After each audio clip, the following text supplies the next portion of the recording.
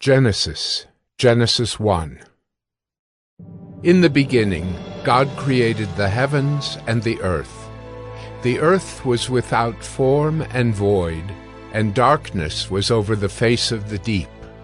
And the Spirit of God was hovering over the face of the waters. And God said, "Let there be light." And there was light. And God saw that the light was good, and God separated the light from the darkness.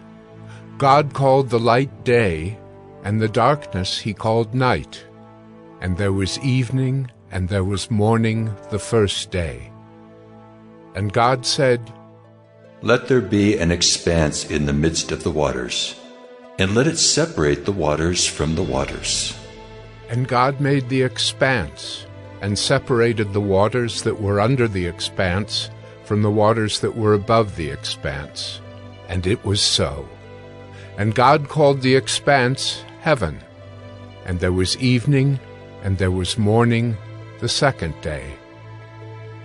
And God said, "Let the waters under the heavens be gathered together into one place, and let the dry land appear." And it was so.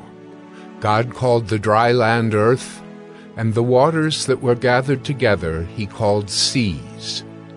And God saw that it was good. And God said, "Let the earth sprout vegetation, plants yielding seed, and fruit trees bearing fruit in which is their seed, each according to its kind on the earth." And it was so. The earth brought forth vegetation, plants yielding seed according to their own kinds, and trees bearing fruit in which is their seed, each according to its kind. And God saw that it was good. And there was evening, and there was morning the third day. And God said, "Let there be lights in the expanse of the heavens to separate the day from the night, and let them be for signs and for seasons and for days and years. And let them be lights in the expanse of the heavens to give light upon the earth." And it was so. And God made the two great lights, the greater light to rule the day, and the lesser light to rule the night, and the stars. And God set them in the expanse of the heavens to give light on the earth, to rule over the day and over the night, and to separate the light from the darkness. And God saw that it was good. And there was evening, and there was morning the fourth day. And God said, "Let the waters swarm with swarms of living creatures, and let birds fly above the earth across the expanse of the heavens." So God created the great sea creatures, and every living creature that moves, with which the waters swarm according to their kinds, and every winged bird according to its kind. And God saw that it was good. And God blessed them, saying, "Be fruitful, and multiply, and fill the waters in the seas, and let birds multiply on the earth."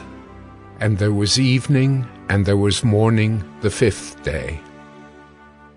And God said, "Let the earth bring forth living creatures according to their kinds, livestock and creeping things, and beasts of the earth according to their kinds." And it was so. And God made the beasts of the earth according to their kinds, and the livestock according to their kinds, and everything that creeps on the ground according to its kind. And God saw that it was good. Then God said, "Let us make man in our image, after our likeness, and let them have dominion over the fish of the sea, and over the birds of the heavens, and over the livestock, and over all the earth, and over every creeping thing that creeps on the earth." So God created man in his own image. In the image of God he created him. Male and female he created them. And God blessed them. And God said to them, "Be fruitful and multiply, and fill the earth and subdue it, and have dominion over the fish of the sea, and over the birds of the heavens, and over every living thing that moves on the earth.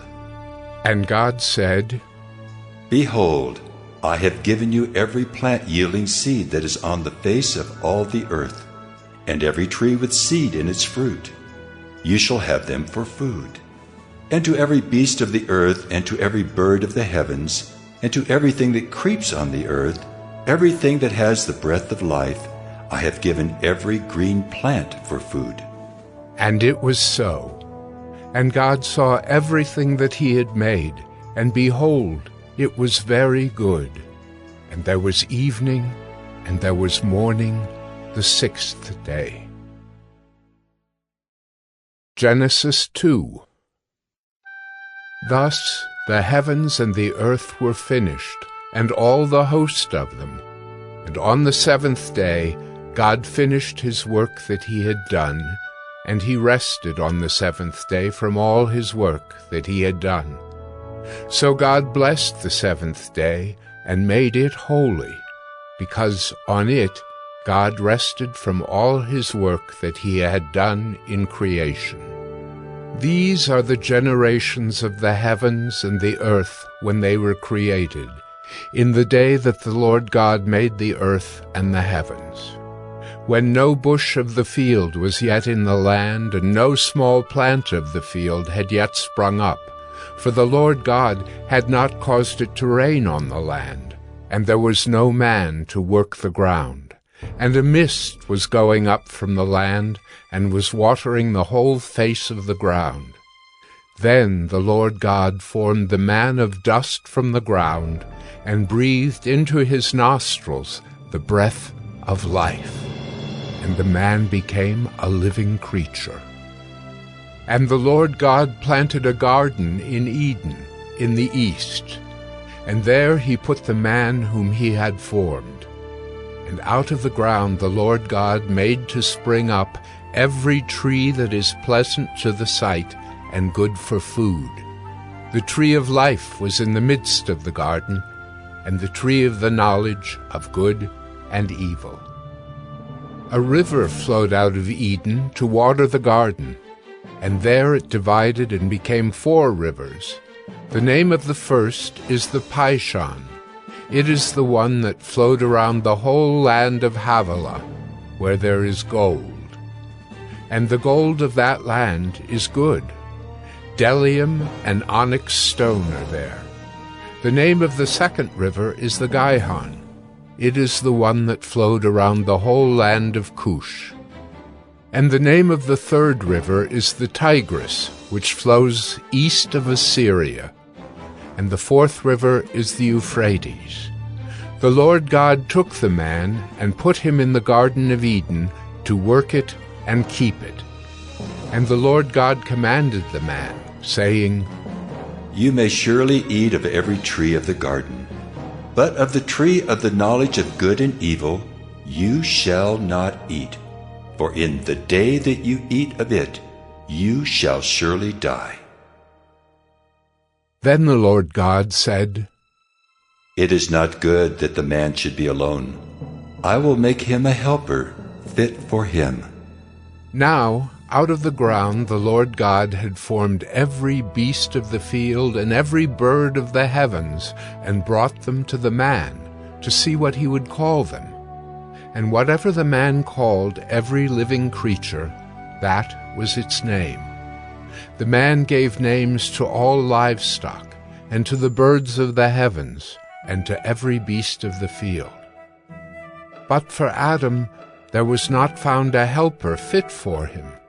So the Lord God caused a deep sleep to fall upon the man, and while he slept took one of his ribs and closed up its place with flesh.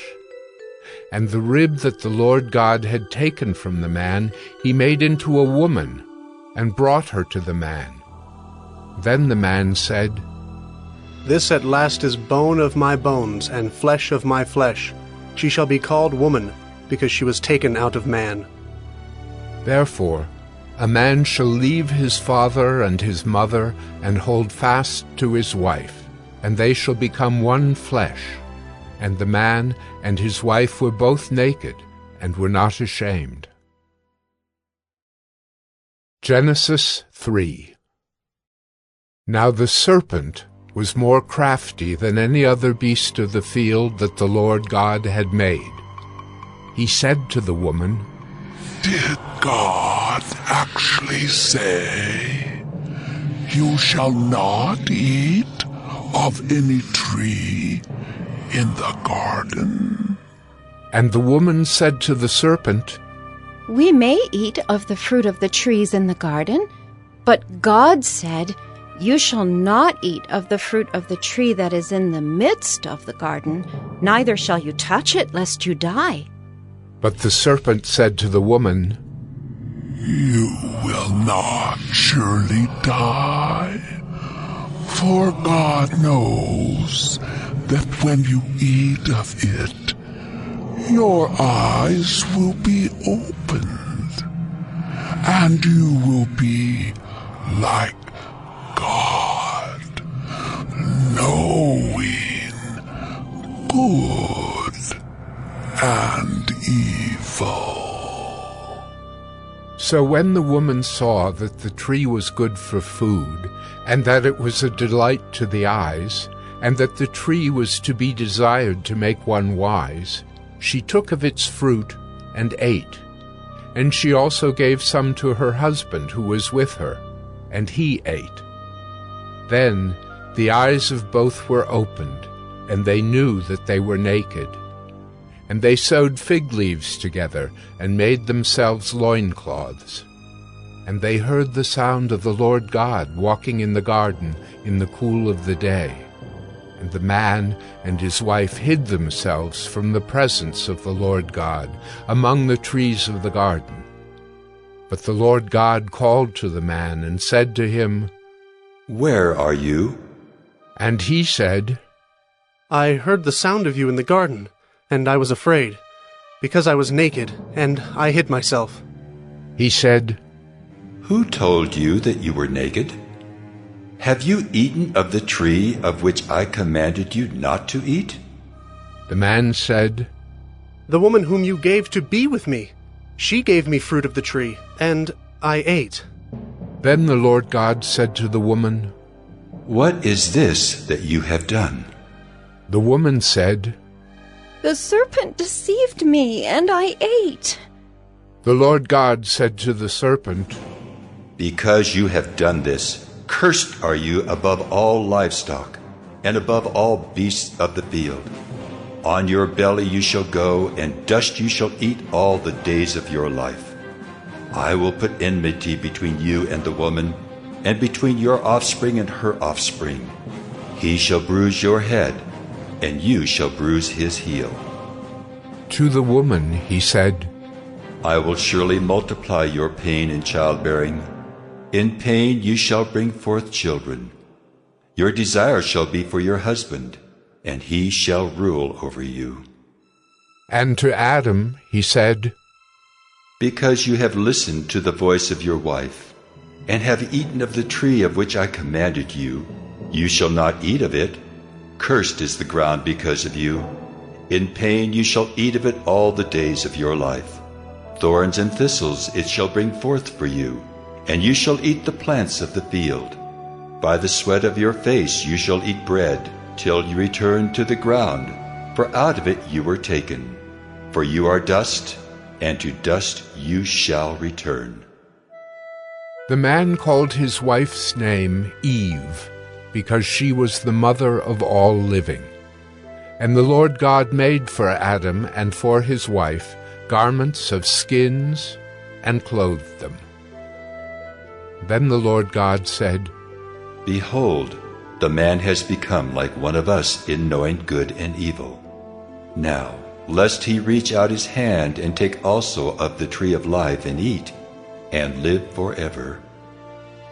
Therefore the Lord God sent him out from the Garden of Eden to work the ground from which he was taken.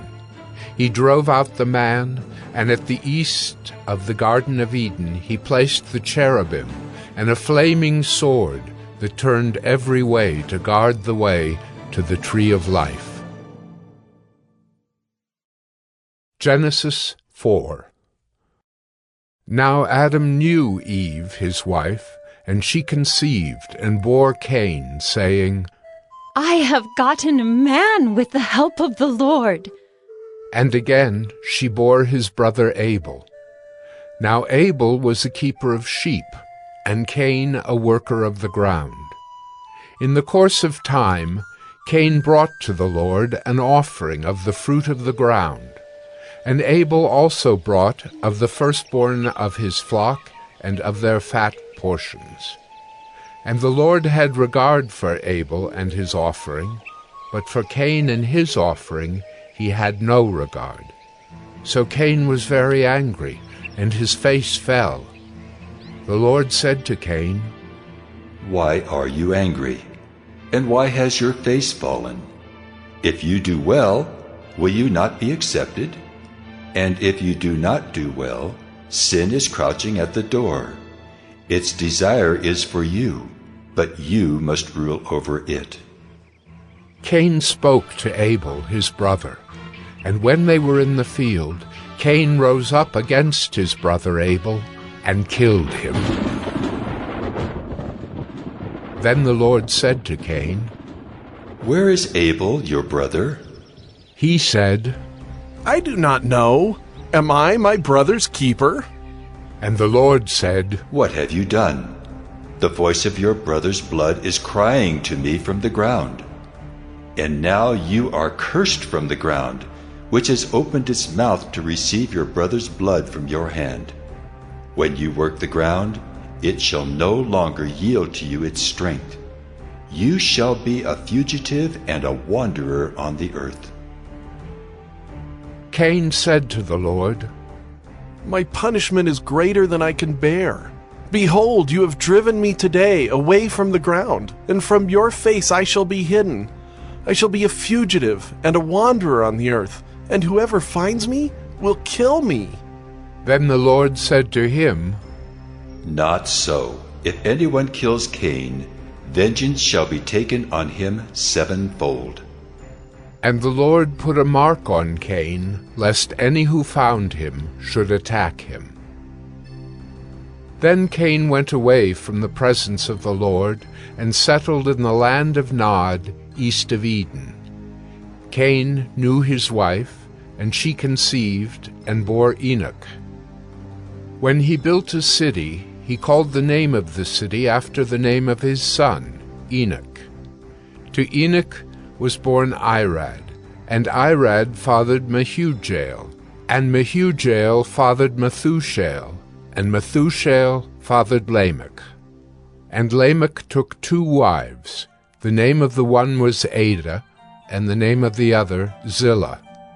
Ada bore Jabal. He was the father of those who dwell in tents and have livestock.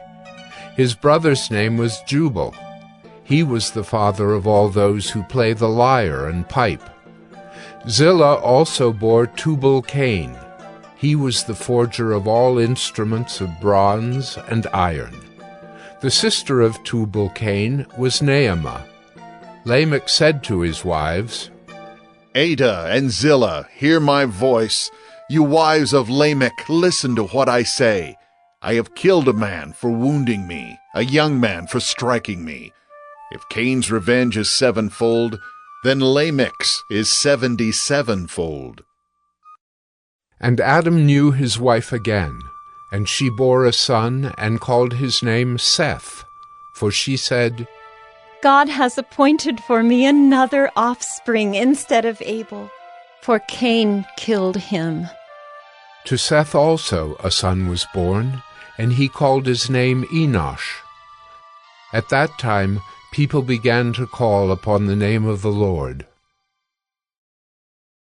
Genesis 5.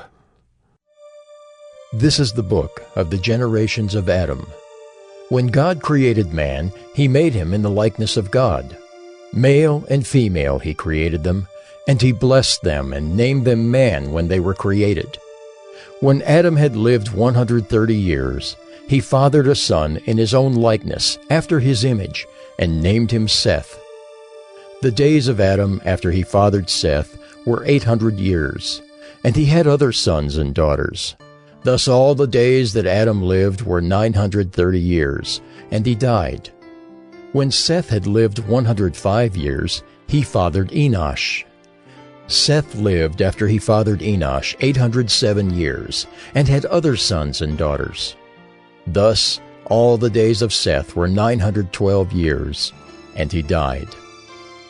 When Enosh had lived 90 years, he fathered Kenan. Enosh lived after he fathered Kenan 815 years, and had other sons and daughters. Thus all the days of Enosh were 905 years, and he died. When Kenan had lived 70 years, he fathered Mahalalel. Kenan lived after he fathered Mahalalel 840 years, and had other sons and daughters. Thus all the days of Kenan were 910 years, and he died. When Mahalalel had lived 65 years, he fathered Jared. Mahalalel lived after he fathered Jared 830 years, and had other sons and daughters. Thus all the days of Mahalalel were 895 years, and he died. When Jared had lived 162 years, he fathered Enoch. Jared lived after he fathered Enoch 800 years, and had other sons and daughters. Thus all the days of Jared were 962 years, and he died. When Enoch had lived 65 years, he fathered Methuselah. Enoch walked with God after he fathered Methuselah 300 years, and had other sons and daughters. Thus all the days of Enoch were 365 years. Enoch walked with God, and he was not, for God took him. When Methuselah had lived 187 years, he fathered Lamech. Methuselah lived after he fathered Lamech 782 years, and had other sons and daughters. Thus all the days of Methuselah were 969 years, and he died. When Lamech had lived 182 years, he fathered a son, and called his name Noah, saying, Out of the ground that the Lord has cursed, this one shall bring us relief from our work and from the painful toil of our hands. Lamech lived after he fathered Noah 595 years, and had other sons and daughters. Thus all the days of Lamech were 777 years, and he died. After Noah was 500 years old, Noah fathered Shem, Ham, and Japheth. Genesis 6. When man began to multiply on the face of the land, and daughters were born to them, the sons of God saw that the daughters of man were attractive, and they took as their wives any they chose. Then the Lord said, My spirit shall not abide in man forever, for he is flesh. His days shall be 120 years. The Nephilim were on the earth in those days, and also afterward, when the sons of God came into the daughters of man, and they bore children to them. These were the mighty men who were of old, the men of renown. The Lord saw that the wickedness of man was great in the earth, and that every intention of the thoughts of his heart was only evil continually. And the Lord was sorry that he had made man on the earth, and it grieved him to his heart. So the Lord said, I will blot out man whom I have created from the face of the land, man and animals and creeping things and birds of the heavens, for I am sorry that I have made them. But Noah found favor in the eyes of the Lord. These are the generations of Noah. Noah was a righteous man, blameless in his generation. Noah walked with God. And Noah had 3 sons, Shem, Ham, and Japheth. Now the earth was corrupt in God's sight, and the earth was filled with violence. And God saw the earth, and behold, it was corrupt, for all flesh had corrupted their way on the earth. And God said to Noah, I have determined to make an end of all flesh, for the earth is filled with violence through them. Behold, I will destroy them with the earth. Make yourself an ark of gopher wood. Make rooms in the ark, and cover it inside and out with pitch. This is how you are to make it. The length of the ark, 300 cubits. Its breadth, 50 cubits. And its height, 30 cubits. Make a roof of the ark, and finish it to a cubit above, and set the door of the ark in its side. Make it with lower, second, and third decks. For behold, I will bring a flood of waters upon the earth, to destroy all flesh in which is the breath of life under heaven. Everything that is on the earth shall die. But I will establish my covenant with you, and you shall come into the ark, you, your sons, your wife, and your sons' wives with you. And of every living thing of all flesh, you shall bring 2 of every sort into the ark to keep them alive with you. They shall be male and female, of the birds according to their kinds, and of the animals according to their kinds, of every creeping thing of the ground according to its kind. 2 of every sort shall come in to you to keep them alive. Also take with you every sort of food that is eaten, and store it up. It shall serve as food for you and for them. Noah did this. He did all that God commanded him. Genesis 7. Then the Lord said to Noah, Go into the ark, you and all your household, for I have seen that you are righteous before me in this generation. Take with you 7 pairs of all clean animals, the male and his mate, and a pair of the animals that are not clean, the male and his mate, and 7 pairs of the birds of the heavens also, male and female, to keep their offspring alive on the face of all the earth.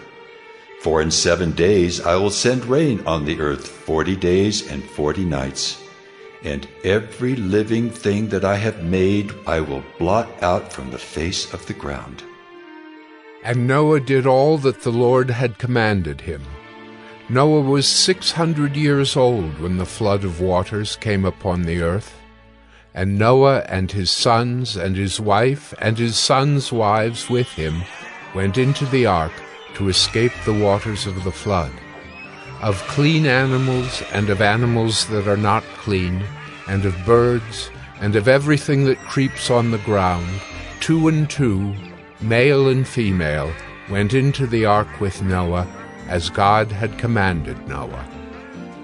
And after 7 days the waters of the flood came upon the earth. In the 600th year of Noah's life, in the 2nd month, on the 17th day of the month, on that day all the fountains of the great deep burst forth, and the windows of the heavens were opened, and rain fell upon the earth 40 days and 40 nights. On the very same day Noah and his sons, Shem and Ham and Japheth, and Noah's wife and the 3 wives of his sons with them, entered the ark, they and every beast according to its kind, and all the livestock according to their kinds, and every creeping thing that creeps on the earth according to its kind, and every bird according to its kind, every winged creature. They went into the ark with Noah, 2 and 2 of all flesh in which there was the breath of life. And those that entered, male and female of all flesh, went in as God had commanded him. And the Lord shut him in. The flood continued 40 days on the earth. The waters increased and bore up the ark, and it rose high above the earth. The waters prevailed and increased greatly on the earth, and the ark floated on the face of the waters. And the waters prevailed so mightily on the earth that all the high mountains under the whole heaven were covered. The waters prevailed above the mountains, covering them 15 cubits deep. And all flesh died that moved on the earth, birds, livestock, beasts, all swarming creatures that swarm on the earth, and all mankind. Everything on the dry land in whose nostrils was the breath of life died. He blotted out every living thing that was on the face of the ground, man and animals and creeping things and birds of the heavens. They were blotted out from the earth. Only Noah was left, and those who were with him in the ark. And the waters prevailed on the earth 150 days. Genesis 8. But God remembered Noah, and all the beasts and all the livestock that were with him in the ark. And God made a wind blow over the earth, and the waters subsided. The fountains of the deep and the windows of the heavens were closed, the rain from the heavens was restrained, and the waters receded from the earth continually. At the end of 150 days the waters had abated, and in the 7th month, on the 17th day of the month, the ark came to rest on the mountains of Ararat. And the waters continued to abate until the 10th month. In the 10th month, on the 1st day of the month, the tops of the mountains were seen. At the end of 40 days, Noah opened the window of the ark that he had made, and sent forth a raven. It went to and fro until the waters were dried up from the earth. Then he sent forth a dove from him, to see if the waters had subsided from the face of the ground. But the dove found no place to set her foot, and she returned to him to the ark, for the waters were still on the face of the whole earth. So he put out his hand and took her, and brought her into the ark with him. He waited another 7 days, and again he sent forth the dove out of the ark. And the dove came back to him in the evening, and behold, in her mouth was a freshly plucked olive leaf. So Noah knew that the waters had subsided from the earth. Then he waited another 7 days and sent forth the dove, and she did not return to him any more. In the 601st year, in the 1st month, the 1st day of the month, the waters were dried from off the earth. And Noah removed the covering of the ark and looked, and behold, the face of the ground was dry. In the 2nd month, on the 27th day of the month, the earth had dried out. Then God said to Noah, Go out from the ark, you and your wife and your sons and your sons' wives with you. Bring out with you every living thing that is with you of all flesh, birds and animals, and every creeping thing that creeps on the earth, that they may swarm on the earth and be fruitful and multiply on the earth. So Noah went out, and his sons and his wife and his sons' wives with him, every beast, every creeping thing, and every bird, everything that moves on the earth, went out by families from the ark. Then Noah built an altar to the Lord, and took some of every clean animal and some of every clean bird, and offered burnt offerings on the altar. And when the Lord smelled the pleasing aroma, the Lord said in his heart, I will never again curse the ground because of man, for the intention of man's heart is evil from his youth. Neither will I ever again strike down every living creature as I have done. While the earth remains, seedtime and harvest, cold and heat, summer and winter, day and night shall not cease. Genesis 9. And God blessed Noah and his sons, and said to them, Be fruitful and multiply and fill the earth. The fear of you and the dread of you shall be upon every beast of the earth, and upon every bird of the heavens, upon everything that creeps on the ground, and all the fish of the sea. Into your hand they are delivered. Every moving thing that lives shall be food for you. And as I gave you the green plants, I give you everything. But you shall not eat flesh with its life, that is, its blood. And for your lifeblood I will require a reckoning. From every beast I will require it, and from man. From his fellow man I will require a reckoning for the life of man. Whoever sheds the blood of man, by man shall his blood be shed. For God made man in his own image. And you, be fruitful and multiply. Teem on the earth and multiply in it. Then God said to Noah and to his sons with him, Behold, I establish my covenant with you and your offspring after you, and with every living creature that is with you, the birds, the livestock, and every beast of the earth with you. As many as came out of the ark, it is for every beast of the earth. I establish my covenant with you, that never again shall all flesh be cut off by the waters of the flood, and never again shall there be a flood to destroy the earth. And God said, This is the sign of the covenant that I make between me and you and every living creature that is with you, for all future generations. I have set my bow in the cloud, and it shall be a sign of the covenant between me and the earth. When I bring clouds over the earth and the bow is seen in the clouds, I will remember my covenant that is between me and you and every living creature of all flesh. And the waters shall never again become a flood to destroy all flesh. When the bow is in the clouds, I will see it and remember the everlasting covenant between God and every living creature of all flesh that is on the earth. God said to Noah, This is the sign of the covenant that I have established between me and all flesh that is on the earth. The sons of Noah who went forth from the ark were Shem, Ham, and Japheth. Ham was the father of Canaan. These three were the sons of Noah, and from these the people of the whole earth were dispersed. Noah began to be a man of the soil, and he planted a vineyard. He drank of the wine, and became drunk, and lay uncovered in his tent. And Ham, the father of Canaan, saw the nakedness of his father, and told his two brothers outside.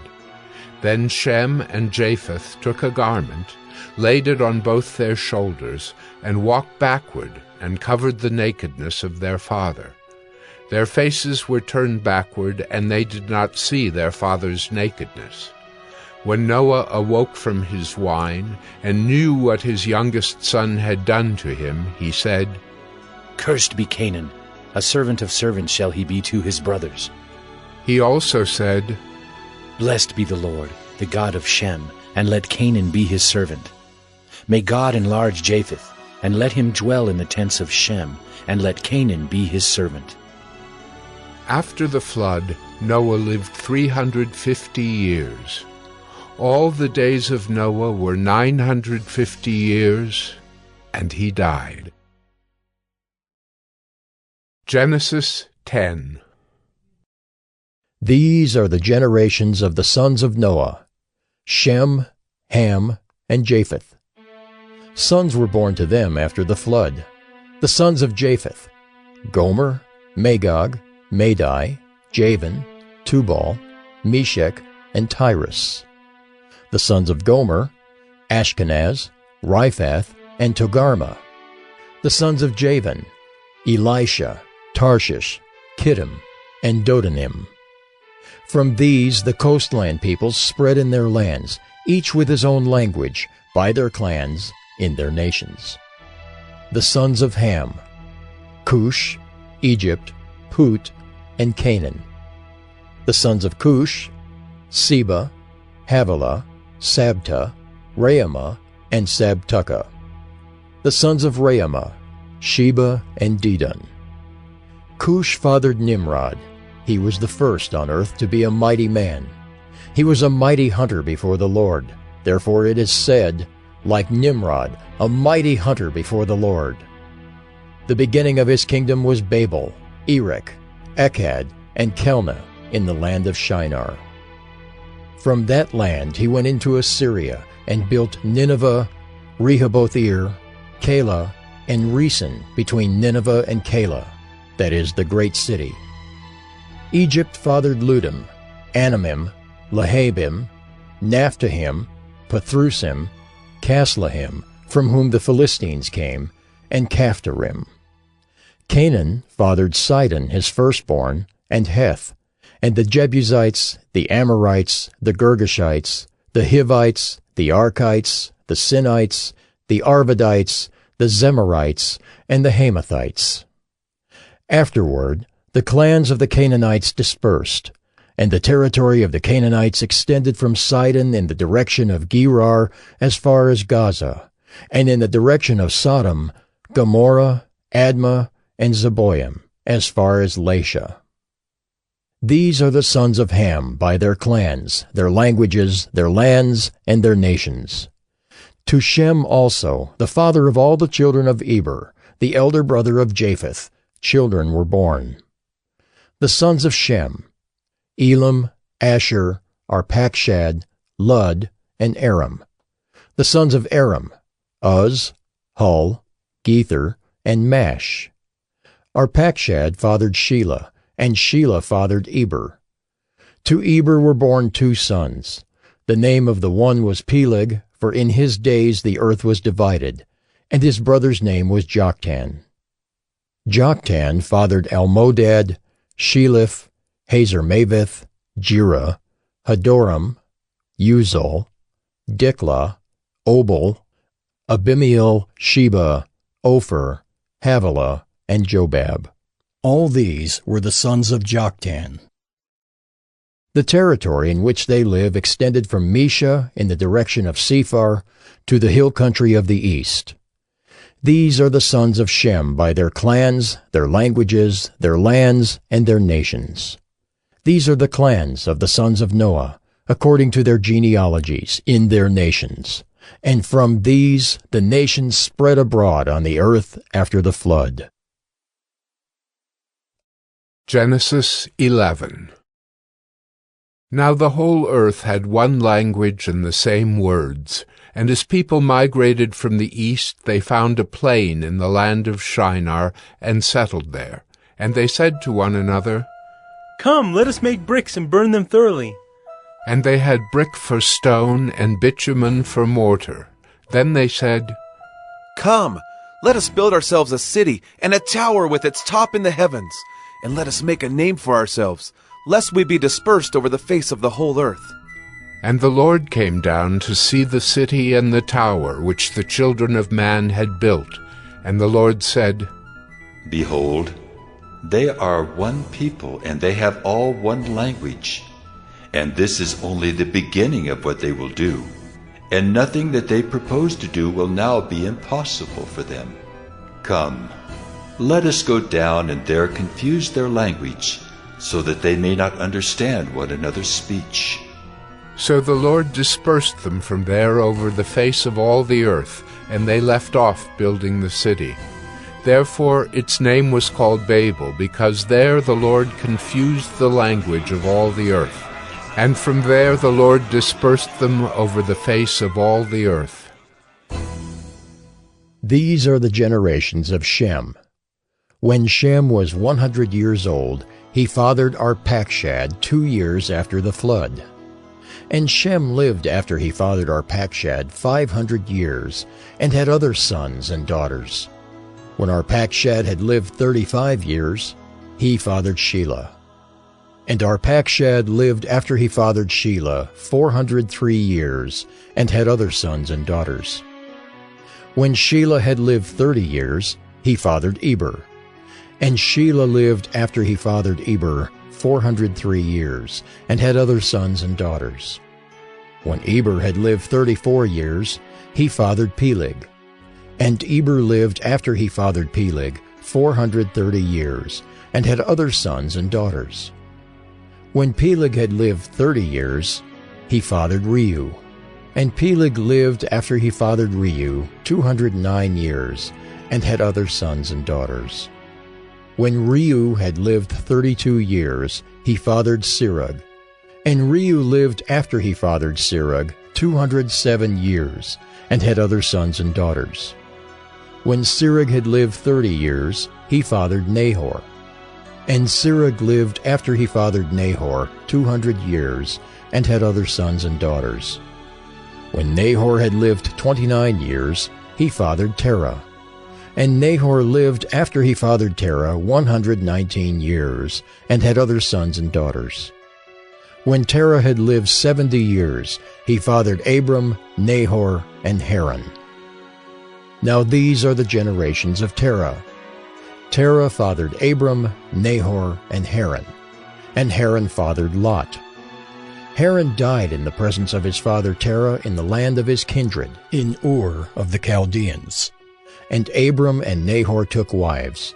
The name of Abram's wife was Sarai, and the name of Nahor's wife Milcah, the daughter of Haran, the father of Milcah and Iscah. Now Sarai was barren, she had no child. Terah took Abram his son, and Lot the son of Haran, his grandson, and Sarai his daughter-in-law, his son Abram's wife, and they went forth together from Ur of the Chaldeans to go into the land of Canaan. But when they came to Haran, they settled there. The days of Terah were 205 years, and Terah died in Haran. Genesis 12. Now the Lord said to Abram, Go from your country and your kindred and your father's house to the land that I will show you.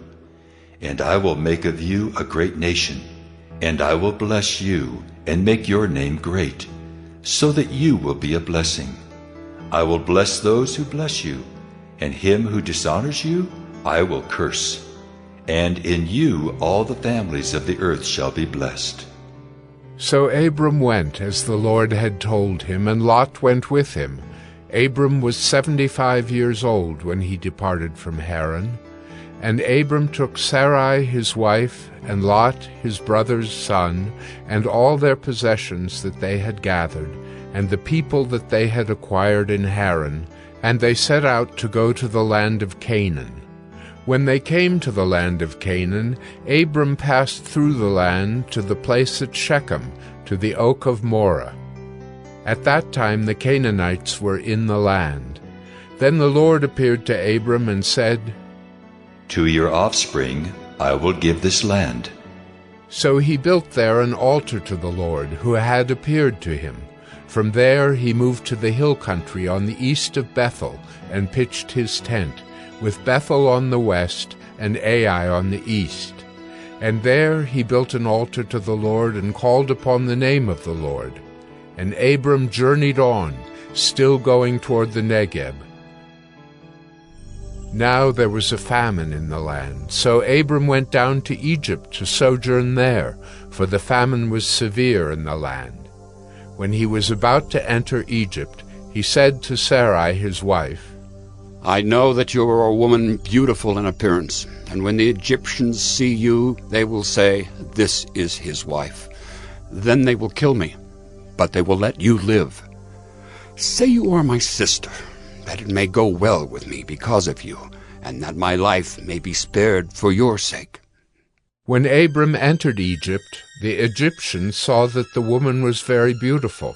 And when the princes of Pharaoh saw her, they praised her to Pharaoh. And the woman was taken into Pharaoh's house. And for her sake he dealt well with Abram.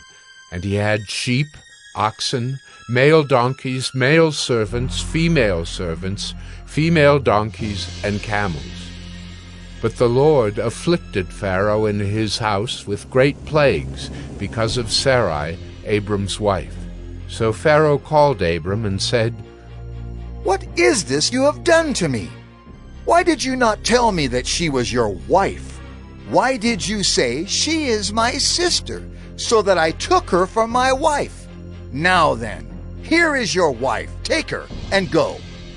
And Pharaoh gave men orders concerning him, and they sent him away with his wife and all that he had.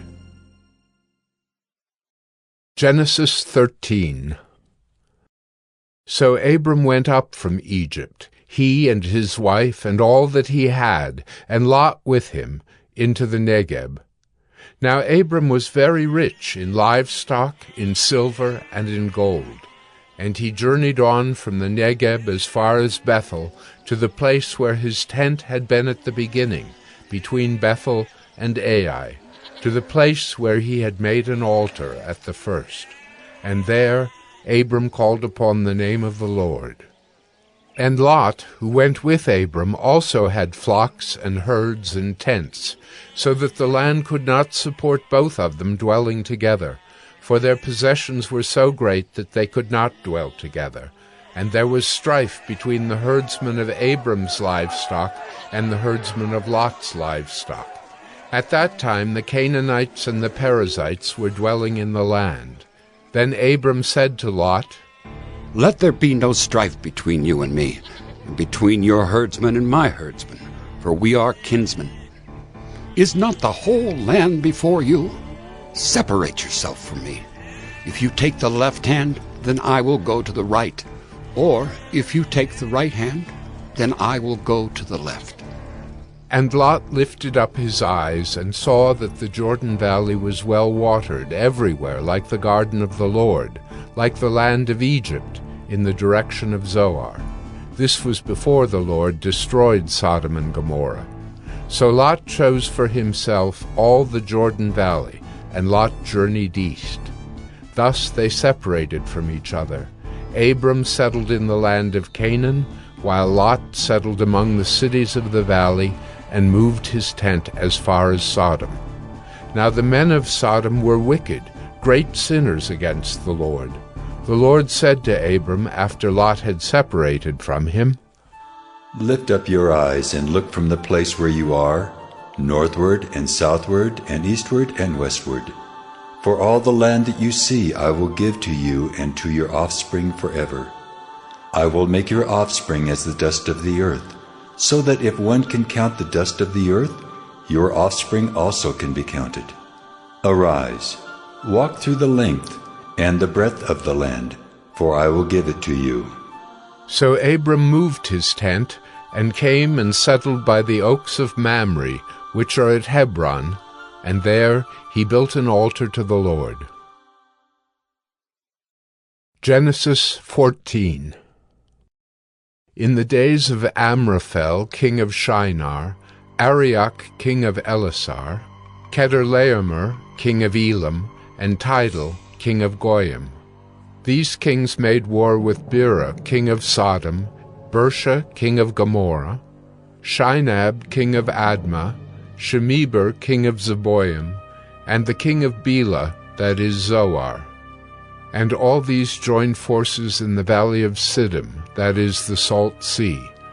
12 years they had served Chedorlaomer, but in the 13th year they rebelled. In the 14th year Chedorlaomer and the kings who were with him came and defeated the Rephaim in Ashtaroth-Karnaim, the Zuzim in Ham, the Emim in Sheva Kiriathaim, and the Horites in their hill country of Seir as far as El-Paran on the border of the wilderness. Then they turned back and came to En-Mishpat, that is Kadesh, and defeated all the country of the Amalekites and also the Amorites, who were dwelling in Hazazon Tamar. Then the king of Sodom, the king of Gomorrah, the king of Admah, the king of Zeboim, and the king of Bela, that is Zoar, went out, and they joined battle in the valley of Siddim with Chedorlaomer, king of Elam, Tidal, king of Goyim, Amraphel, king of Shinar, and Arioch, king of Elasar, 4 kings against 5. Now the valley of Siddim was full of bitumen pits, and as the kings of Sodom and Gomorrah fled, some fell into them, and the rest fled to the hill country. So the enemy took all the possessions of Sodom and Gomorrah, and all their provisions, and went their way.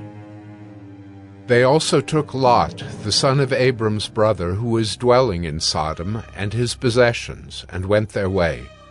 Then one who had escaped came and told Abram the Hebrew, who was living by the oaks of Mamre the Amorite, brother of Eshcol and of Aner. These were allies of Abram.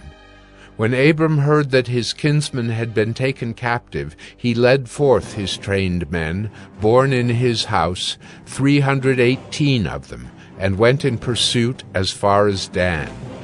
And he divided his forces against them by night, he and his servants, and defeated them and pursued them to Hobah, north of Damascus.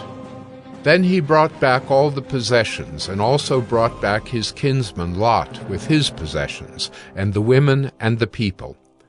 After his return from the defeat of Chedorlaomer and the kings who were with him, the king of Sodom went out to meet him at the valley of Sheva, that is, the king's valley. And Melchizedek, king of Salem, brought out bread and wine. He was priest of God Most High, and he blessed him, and said, Blessed be Abram by God Most High, possessor of heaven and earth. And blessed be God Most High, who has delivered your enemies into your hand. And Abram gave him 1/10 of everything. And the king of Sodom said to Abram, Give me the persons, but take the goods for yourself. But Abram said to the king of Sodom, I have lifted my hand to the Lord God Most High, possessor of heaven and earth, that I would not take a thread or a sandal strap or anything that is yours, lest you should say, I have made Abram rich. I will take nothing but what the young men have eaten, and the share of the men who went with me. Let Aner, Eshcol, and Mamre take their share. Genesis 15. After these things the word of the Lord came to Abram in a vision. Fear not, Abram, I am your shield. Your reward shall be very great. But Abram said, O Lord God, what will you give me, for I continue childless, and the heir of my house is Eliezer of Damascus? And Abram said, Behold, you have given me no offspring, and a member of my household will be my heir. And behold, the word of the Lord came to him.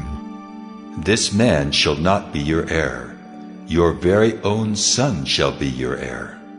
And he brought him outside and said, Look toward heaven, and number the stars, if you are able to number them. Then he said to him, So shall your offspring be. And he believed the Lord, and he counted it to him as righteousness. And he said to him, I am the Lord who brought you out from Ur of the Chaldeans, to give you this land to possess. But he said, O Lord God, how am I to know that I shall possess it?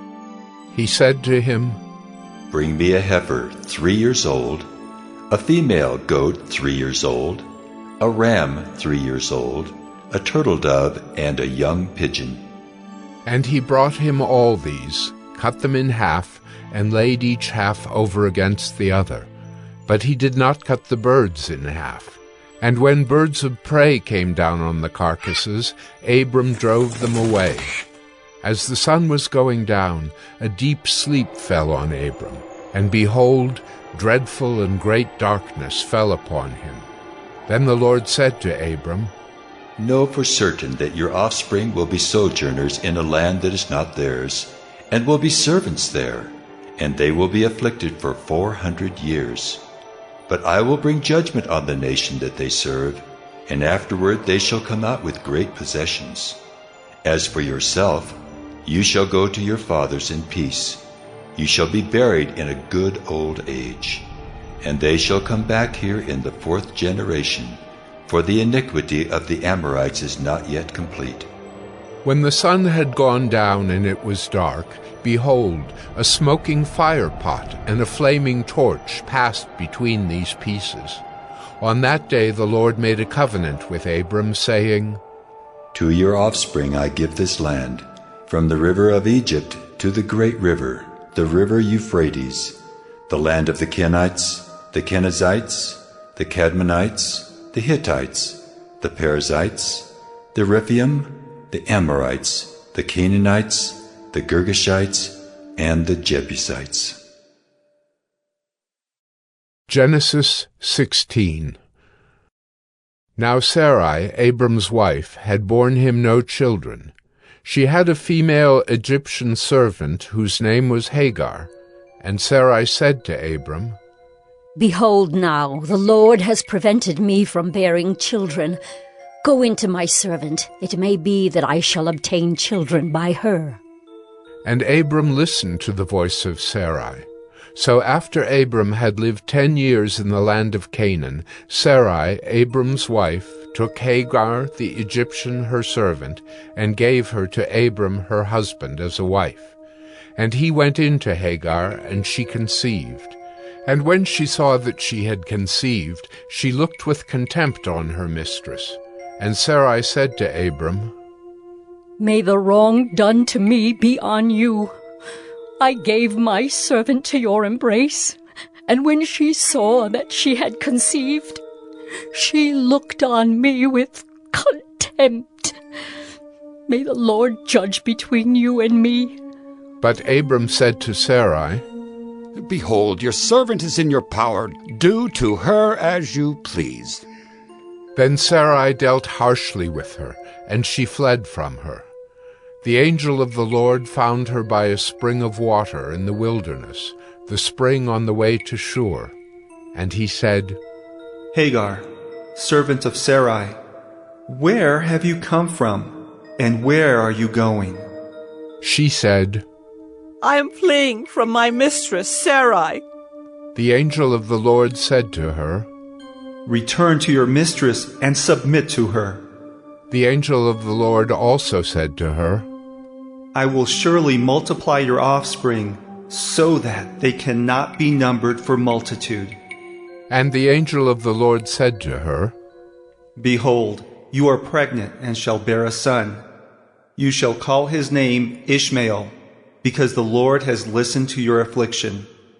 He shall be a wild donkey of a man, his hand against everyone, and everyone's hand against him. And he shall dwell over against all his kinsmen. So she called the name of the Lord who spoke to her. You are a God of seeing. For she said, Truly, here I have seen him who looks after me.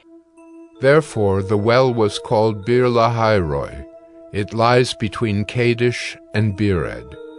And Hagar bore Abram a son, and Abram called the name of his son, whom Hagar bore, Ishmael. Abram was 86 years old when Hagar bore Ishmael to Abram. Genesis 17. When Abram was 99 years old, the Lord appeared to Abram and said to him, I am God Almighty. Walk before me and be blameless, that I may make my covenant between me and you, and may multiply you greatly. Then Abram fell on his face, and God said to him, Behold, my covenant is with you, and you shall be the father of a multitude of nations. No longer shall your name be called Abram, but your name shall be Abraham. For I have made you the father of a multitude of nations. I will make you exceedingly fruitful, and I will make you into nations, and kings shall come from you. And I will establish my covenant between me and you, and your offspring after you, throughout their generations for an everlasting covenant, to be God to you and to your offspring after you. And I will give to you and to your offspring after you the land of your sojournings, all the land of Canaan for an everlasting possession, and I will be their God. And God said to Abraham, As for you, you shall keep my covenant, you and your offspring after you throughout their generations. This is my covenant which you shall keep between me and you and your offspring after you. Every male among you shall be circumcised. You shall be circumcised in the flesh of your foreskins, and it shall be a sign of the covenant between me and you. He who is 8 days old among you shall be circumcised, every male throughout your generations, whether born in your house or bought with your money from any foreigner who is not of your offspring. Both he who is born in your house and he who is bought with your money shall surely be circumcised. so shall my covenant be in your flesh an everlasting covenant. Any uncircumcised male who is not circumcised in the flesh of his foreskin shall be cut off from his people. He has broken my covenant. And God said to Abraham, As for Sarai, your wife, you shall not call her name Sarai, but Sarah shall be her name. I will bless her, and moreover, I will give you a son by her. I will bless her, and she shall become nations. Kings of peoples shall come from her. Then Abraham fell on his face and laughed, and said to himself, Should a child be born to a man who was 100 years old? Shall Sarah, who is 90 years old, bear a child? And Abraham said to God, Oh, that Ishmael might live before you. God said, No, but Sarah your wife shall bear you a son, and you shall call his name Isaac. I will establish my covenant with him as an everlasting covenant for his offspring after him. As for Ishmael, I have heard you. Behold, I have blessed him and will make him fruitful, and multiply him greatly. He shall father 12 princes, and I will make him into a great nation. But I will establish my covenant with Isaac, whom Sarah shall bear to you at this time next year. When he had finished talking with him, God went up from Abraham. Then Abraham took Ishmael his son, and all those born in his house or bought with his money, every male among the men of Abraham's house, and he circumcised the flesh of their foreskins that very day, as God had said to him. Abraham was 99 years old when he was circumcised in the flesh of his foreskin, and Ishmael his son was 13 years old when he was circumcised in the flesh of his foreskin. That very day Abraham and his son Ishmael were circumcised. And all the men of his house, those born in the house, and those bought with money from a foreigner, were circumcised with him. Genesis 18. And the Lord appeared to him by the oaks of Mamre, as he sat at the door of his tent in the heat of the day. He lifted up his eyes and looked, and behold, 3 men were standing in front of him. When he saw them, he ran from the tent door to meet them, and bowed himself to the earth, and said, O Lord, if I have found favor in your sight, do not pass by your servant. Let a little water be brought, and wash your feet, and rest yourselves under the tree, while I bring a morsel of bread that you may refresh yourselves, and after that you may pass on, since you have come to your servant. So they said, Do as you have said. And Abraham went quickly into the tent to Sarah, and said, Quick, 3 seahs of fine flour, knead it, and make cakes. And Abraham ran to the herd, and took a calf, tender and good, and gave it to a young man, who prepared it quickly. Then he took curds and milk and the calf that he had prepared, and set it before them. And he stood by them under the tree while they ate. They said to him, Where is Sarah, your wife? And he said, She is in the tent. The Lord said, I will surely return to you about this time next year, and Sarah your wife shall have a son. And Sarah was listening at the tent door behind him. Now Abraham and Sarah were old, advanced in years. The way of women had ceased to be with Sarah.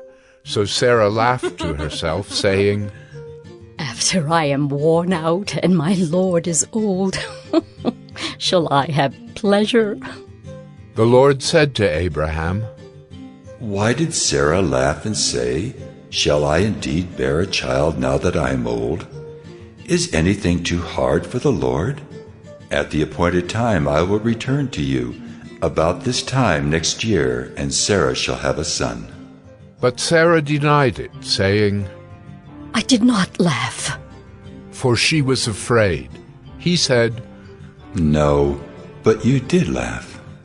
Then the men set out from there, and they looked down toward Sodom. And Abraham went with them to set them on their way. The Lord said, Shall I hide from Abraham what I am about to do, seeing that Abraham shall surely become a great and mighty nation, and all the nations of the earth shall be blessed in him? For I have chosen him that he may command his children and his household after him, to keep the way of the Lord by doing righteousness and justice, so that the Lord may bring to Abraham what he has promised him. Then the Lord said, Because the outcry against Sodom and Gomorrah is great, and their sin is very grave, I will go down to see whether they have done altogether according to the outcry that has come to me, and if not, I will know. So the men turned from there and went toward Sodom, but Abraham still stood before the Lord. Then Abraham drew near and said, Will you indeed sweep away the righteous with the wicked? Suppose there are 50 righteous within the city. Will you then sweep away the place and not spare it for the 50 righteous who are in it? Far be it from you to do such a thing, to put the righteous to death with the wicked, so that the righteous fare as the wicked. Far be that from you. Shall not the judge of all the earth do what is just? And the Lord said, If I find at Sodom 50 righteous in the city, I will spare the whole place for their sake.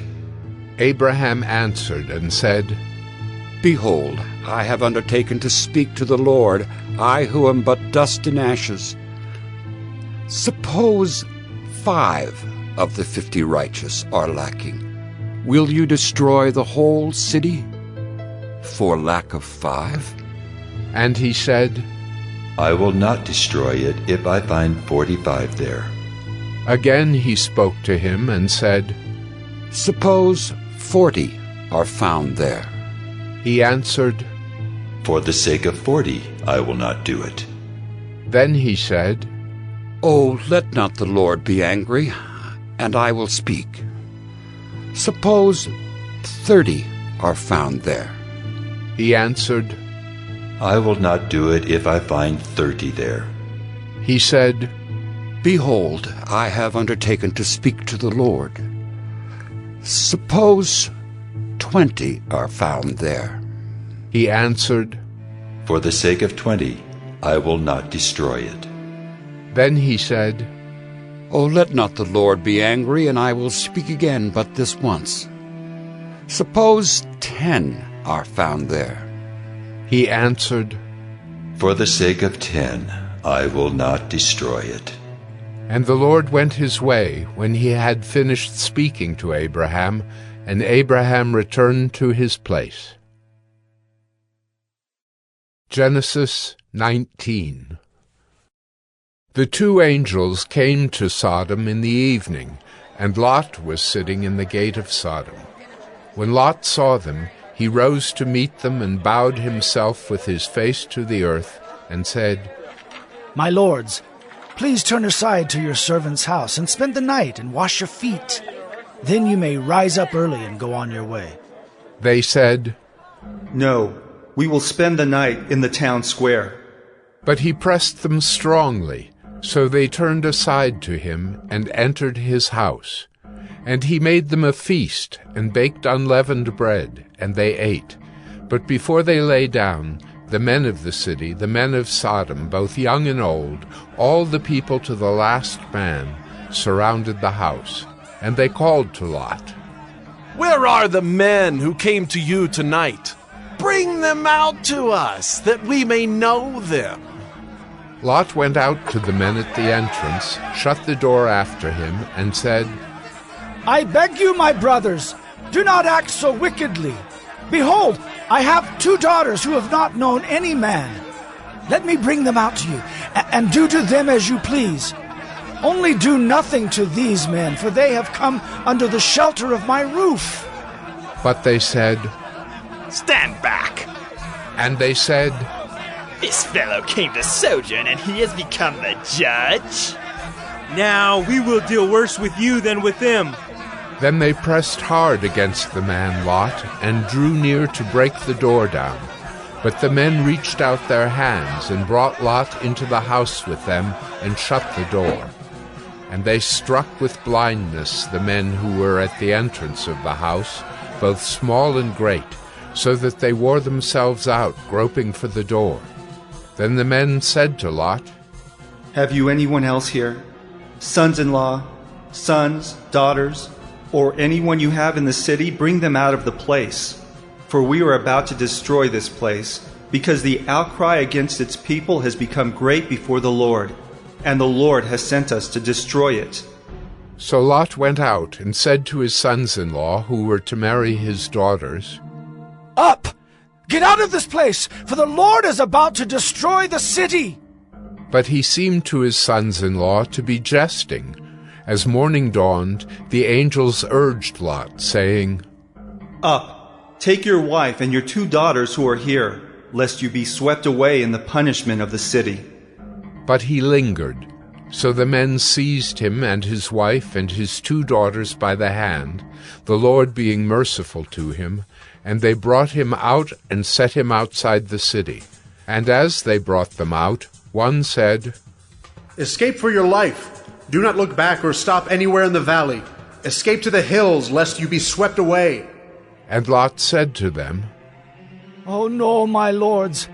Behold, your servant has found favor in your sight, and you have shown me great kindness in saving my life. But I cannot escape to the hills, lest the disaster overtake me and I die. Behold, this city is near enough to flee to, and it is a little one. Let me escape there. Is it not a little one? And my life will be saved." He said to him, "Behold, I grant you this favor also, that I will not overthrow the city of which you have spoken. Escape there quickly, for I can do nothing till you arrive there." Therefore the name of the city was called Zoar. The sun had risen on the earth when Lot came to Zoar. Then the Lord rained on Sodom and Gomorrah sulfur and fire from the Lord out of heaven. And he overthrew those cities, and all the valley, and all the inhabitants of the cities, and what grew on the ground. But Lot's wife, behind him, looked back, and she became a pillar of salt. And Abraham went early in the morning to the place where he had stood before the Lord. And he looked down toward Sodom and Gomorrah, and toward all the land of the valley. And he looked, and behold, the smoke of the land went up like the smoke of a furnace. So it was that when God destroyed the cities of the valley, God remembered Abraham and sent Lot out of the midst of the overthrow when he overthrew the cities in which Lot had lived. Now Lot went up out of Zoar and lived in the hills with his 2 daughters, for he was afraid to live in Zoar. So he lived in a cave with his 2 daughters. And the firstborn said to the younger, "Our father is old, and there's not a man on earth to come in to us after the manner of all the earth. Come, let us make our father drink wine, and we will lie with him, that we may preserve offspring from our father." So they made their father drink wine that night, and the firstborn went in and lay with her father. He did not know when she lay down or when she arose. The next day the firstborn said to the younger, "Behold, I lay last night with my father. Let us make him drink wine tonight also. Then you go in and lie with him, that we may preserve offspring from our father." So they made their father drink wine that night also. And the younger arose and lay with him, and he did not know when she lay down or when she arose. Thus both the daughters of Lot became pregnant by their father. The firstborn bore a son and called his name Moab. He is the father of the Moabites to this day. The younger also bore a son and called his name Ben-Ammi. He is the father of the Ammonites to this day. Genesis 20. From there, Abraham journeyed toward the territory of the Negeb and lived between Kadesh and Shur. And he sojourned in Gerar. And Abraham said of Sarah his wife, She is my sister. And Abimelech, king of Gerar, sent and took Sarah. But God came to Abimelech in a dream by night and said to him, Behold, you are a dead man because of the woman whom you have taken, for she is a man's wife. Now Abimelech had not approached her, so he said, Lord, will you kill an innocent people? Did he not himself say to me, She is my sister? And she herself said, He is my brother. In the integrity of my heart and the innocence of my hands I have done this. Then God said to him in the dream, Yes, I know that you have done this in the integrity of your heart, and it was I who kept you from sinning against me. Therefore, I did not let you touch her. Now then, return the man's wife, for he is a prophet, so that he will pray for you, and you shall live. But if you do not return her, know that you shall surely die, you and all who are yours. So Abimelech rose early in the morning and called all his servants and told them all these things. And the men were very much afraid. Then Abimelech called Abraham and said to him, What have you done to us? And how have I sinned against you, that you have brought on me and my kingdom a great sin? You have done to me things that ought not to be done. And Abimelech said to Abraham, What did you see that you did this thing? Abraham said, I did it because I thought there is no fear of God at all in this place, and they will kill me because of my wife. Besides, she is indeed my sister, the daughter of my father, though not the daughter of my mother, and she became my wife. And when God caused me to wander from my father's house, I said to her, This is the kindness you must do me. At every place to which we come, say of me, He is my brother. Then Abimelech took sheep and oxen and male servants and female servants and gave them to Abraham and returned Sarah his wife to him. And Abimelech said, Behold, my land is before you. Dwell where it pleases you. To Sarah he said, Behold, I have given your brother 1,000 pieces of silver. It is a sign of your innocence in the eyes of all who are with you, and before everyone you are vindicated. Then Abraham prayed to God, and God healed Abimelech, and also healed his wife and female slaves, so that they bore children. For the Lord had closed all the wombs of the house of Abimelech because of Sarah, Abraham's wife. Genesis 21. The Lord visited Sarah as he had said, and the Lord did to Sarah as he had promised. And Sarah conceived and bore Abraham a son in his old age at the time of which God had spoken to him. Abraham called the name of his son who was born to him, whom Sarah bore him, Isaac. And Abraham circumcised his son Isaac when he was 8 days old, as God had commanded him. Abraham was 100 years old when his son Isaac was born to him. And Sarah said, God has made laughter for me. Everyone who hears will laugh over me. And she said, Who would have said to Abraham that Sarah would nurse children? Yet I have borne him a son in his old age. And the child grew and was weaned. And Abraham made a great feast on the day that Isaac was weaned. But Sarah saw the son of Hagar the Egyptian, whom she had borne to Abraham, laughing. So she said to Abraham, Cast out this slave woman with her son, for the son of this slave woman shall not be heir with my son Isaac. And the thing was very displeasing to Abraham on account of his son. But God said to Abraham, Be not displeased because of the boy and because of your slave woman. Whatever Sarah says to you, do as she tells you, for through Isaac shall your offspring be named. And I will make a nation of the son of the slave woman also, because he is your offspring. So Abraham rose early in the morning, and took bread and a skin of water, and gave it to Hagar, putting it on her shoulder along with the child, and sent her away. And she departed and wandered in the wilderness of Beersheba. When the water in the skin was gone, she put the child under one of the bushes. Then she went and sat down opposite him, a good way off, about the distance of a bow shot, for she said, "Let me not look on the death of the child." And as she sat opposite him, she lifted up her voice and wept. And God heard the voice of the boy, and the angel of God called to Hagar from heaven, and said to her, "What troubles you, Hagar? Fear not, for God has heard the voice of the boy where he is. Up, lift up the boy, and hold him fast with your hand, for I will make him into a great nation." Then God opened her eyes, and she saw a well of water. And she went and filled the skin with water and gave the boy a drink. And God was with the boy, and he grew up. He lived in the wilderness and became an expert with the bow. He lived in the wilderness of Paran, and his mother took a wife for him from the land of Egypt. At that time Abimelech and Phicol the commander of his army said to Abraham, God is with you in all that you do.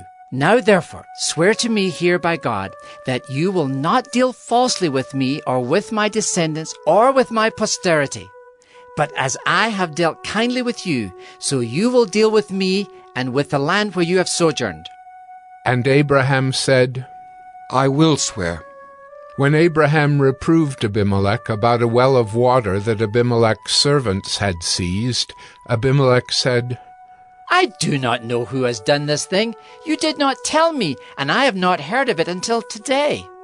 So Abraham took sheep and oxen and gave them to Abimelech, and the two men made a covenant. Abraham set 7 ewe lambs of the flock apart, and Abimelech said to Abraham, What is the meaning of these 7 ewe lambs that you have set apart?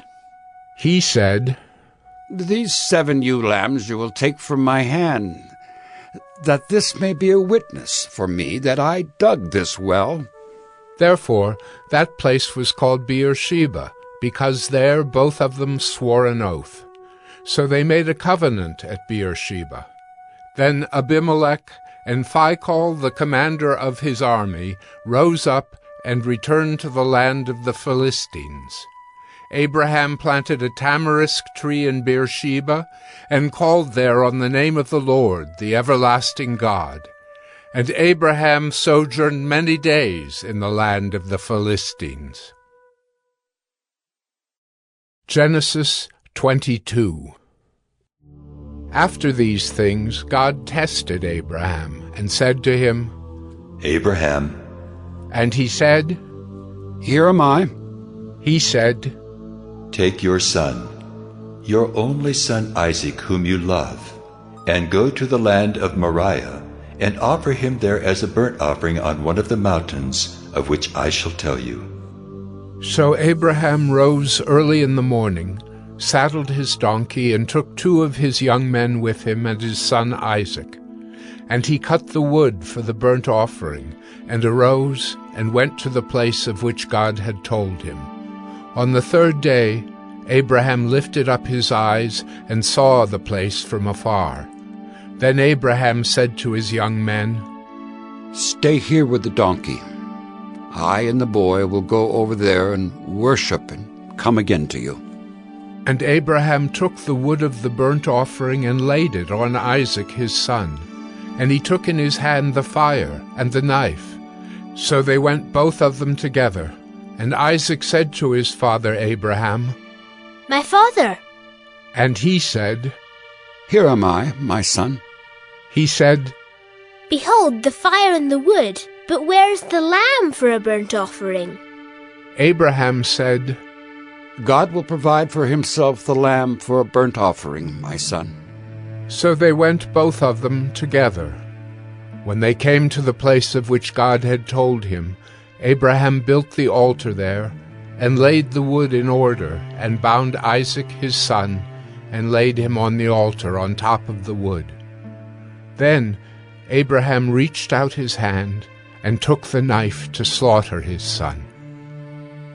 But the angel of the Lord called to him from heaven, and said, Abraham, Abraham!" And he said, "Here am I." He said, "Do not lay your hand on the boy, or do anything to him, for now I know that you fear God, seeing you have not withheld your son, your only son, from me." And Abraham lifted up his eyes and looked, and behold, behind him was a ram caught in a thicket by his horns. And Abraham went and took the ram and offered it up as a burnt offering instead of his son. So Abraham called the name of that place, "The Lord will provide." As it is said to this day, "On the mount of the Lord it shall be provided." And the angel of the Lord called to Abraham a second time from heaven and said, "By myself I have sworn, declares the Lord, because you have done this and have not withheld your son, your only son. I will surely bless you, and I will surely multiply your offspring as the stars of heaven and as the sand that is on the seashore. And your offspring shall possess the gate of his enemies. And in your offspring shall all the nations of the earth be blessed, because you have obeyed my voice." So Abraham returned to his young men, and they arose and went together to Beersheba. And Abraham lived at Beersheba. Now after these things it was told to Abraham, "Behold, Milcah also has borne children to your brother Nahor, Uz his firstborn, Buz his brother, Kemuel the father of Aram, Chesed, Hazo, Pildash, Jidlaph, and Bethuel." Bethuel fathered Rebekah. These 8 Milcah bore to Nahor, Abraham's brother. Moreover, his concubine, whose name was Reumah, bore Tebah, Gaham, Tahash, and Maacah. Genesis 23. Sarah lived 127 years. These were the years of the life of Sarah. And Sarah died at Kiriath Arba, that is Hebron, in the land of Canaan. And Abraham went in to mourn for Sarah and to weep for her. And Abraham rose up from before his dead and said to the Hittites, "I am a sojourner and foreigner among you. Give me property among you for a burying place, that I may bury my dead out of my sight." The Hittites answered Abraham, "Hear us, my lord. You are a prince of God among us. Bury your dead in the choicest of our tombs. None of us will withhold from you his tomb, to hinder you from burying your dead." Abraham rose and bowed to the Hittites, the people of the land, and he said to them, "If you are willing that I should bury my dead out of my sight, hear me and entreat for me Ephron, the son of Zohar, that he may give me the cave of Machpelah which he owns. It is at the end of his field. For the full price let him give it to me in your presence as property for a burying place." Now Ephron was sitting among the Hittites, and Ephron the Hittite answered Abraham in the hearing of the Hittites, of all who went in at the gate of his city. "No, my lord, hear me. I give you the field, and I give you the cave that is in it. In the sight of the sons of my people I give it to you. Bury your dead." Then Abraham bowed down before the people of the land, and he said to Ephron in the hearing of the people of the land, "But if you will, hear me. I give the price of the field. Accept it from me that I may bury my dead there." Ephron answered Abraham, "My lord, listen to me. A piece of land worth 400 shekels of silver. What is that between you and me? Bury your dead." Abraham listened to Ephron, and Abraham weighed out for Ephron the silver that he had named in the hearing of the Hittites, 400 shekels of silver, according to the weights current among the merchants. So the field of Ephron in Machpelah, which was to the east of Mamre, the field with the cave that was in it, and all the trees that were in the field, throughout its whole area, was made over to Abraham as a possession in the presence of the Hittites, before all who went in at the gate of his city. After this, Abraham buried Sarah his wife in the cave of the field of Machpelah east of Mamre, that is Hebron, in the land of Canaan. The field and the cave that is in it were made over to Abraham as property for a burying place by the Hittites. Genesis 24. Now Abraham was old, well advanced in years, and the Lord had blessed Abraham in all things. And Abraham said to his servant, the oldest of his household, who had charge of all that he had, "Put your hand under my thigh, that I may make you swear by the Lord, the God of heaven and God of the earth, that you will not take a wife for my son from the daughters of the Canaanites, among whom I dwell, but will go to my country and to my kindred, and take a wife for my son Isaac." The servant said to him, "Perhaps the woman may not be willing to follow me to this land. Must I then take your son back to the land from which you came?" Abraham said to him, "See to it that you do not take my son back there. The Lord, the God of heaven, who took me from my father's house and from the land of my kindred, and who spoke to me and swore to me, to your offspring I will give this land. He will send his angel before you, and you shall take a wife for my son from there. But if the woman is not willing to follow you, then you will be free from this oath of mine. Only you must not take my son back there." So the servant put his hand under the thigh of Abraham his master, and swore to him concerning this matter. Then the servant took 10 of his master's camels and departed, taking all sorts of choice gifts from his master. And he arose and went to Mesopotamia, to the city of Nahor. And he made the camels kneel down outside the city by the well of water at the time of evening, the time when women go out to draw water. And he said, "O Lord God of my master Abraham, please grant me success today and show steadfast love to my master Abraham. Behold, I am standing by the spring of water, and the daughters of the men of the city are coming out to draw water. Let the young woman to whom I shall say, 'Please let down your jar that I may drink,' and who shall say, 'Drink, and I will water your camels,' let her be the one whom you have appointed for your servant Isaac. By this I shall know that you have shown steadfast love to my master." Before he had finished speaking, behold, Rebekah, who was born to Bethuel, the son of Milcah, the wife of Nahor, Abraham's brother, came out with her water jar on her shoulder. The young woman was very attractive in appearance, a maiden whom no man had known. She went down to the spring and filled her jar and came up. Then the servant ran to meet her and said, "Please give me a little water to drink from your jar." She said, "Drink, my lord." And she quickly let down her jar upon her hand and gave him a drink. When she had finished giving him a drink, she said, "I will draw water for your camels also until they have finished drinking."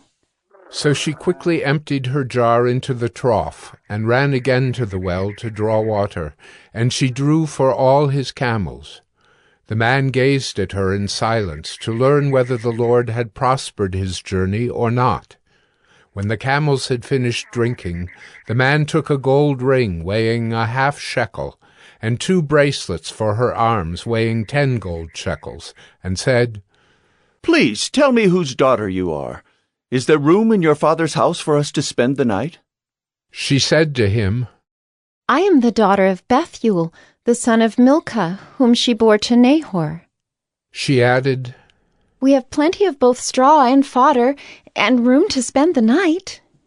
The man bowed his head and worshipped the Lord and said, Blessed be the Lord, the God of my master Abraham, who has not forsaken his steadfast love and his faithfulness toward my master.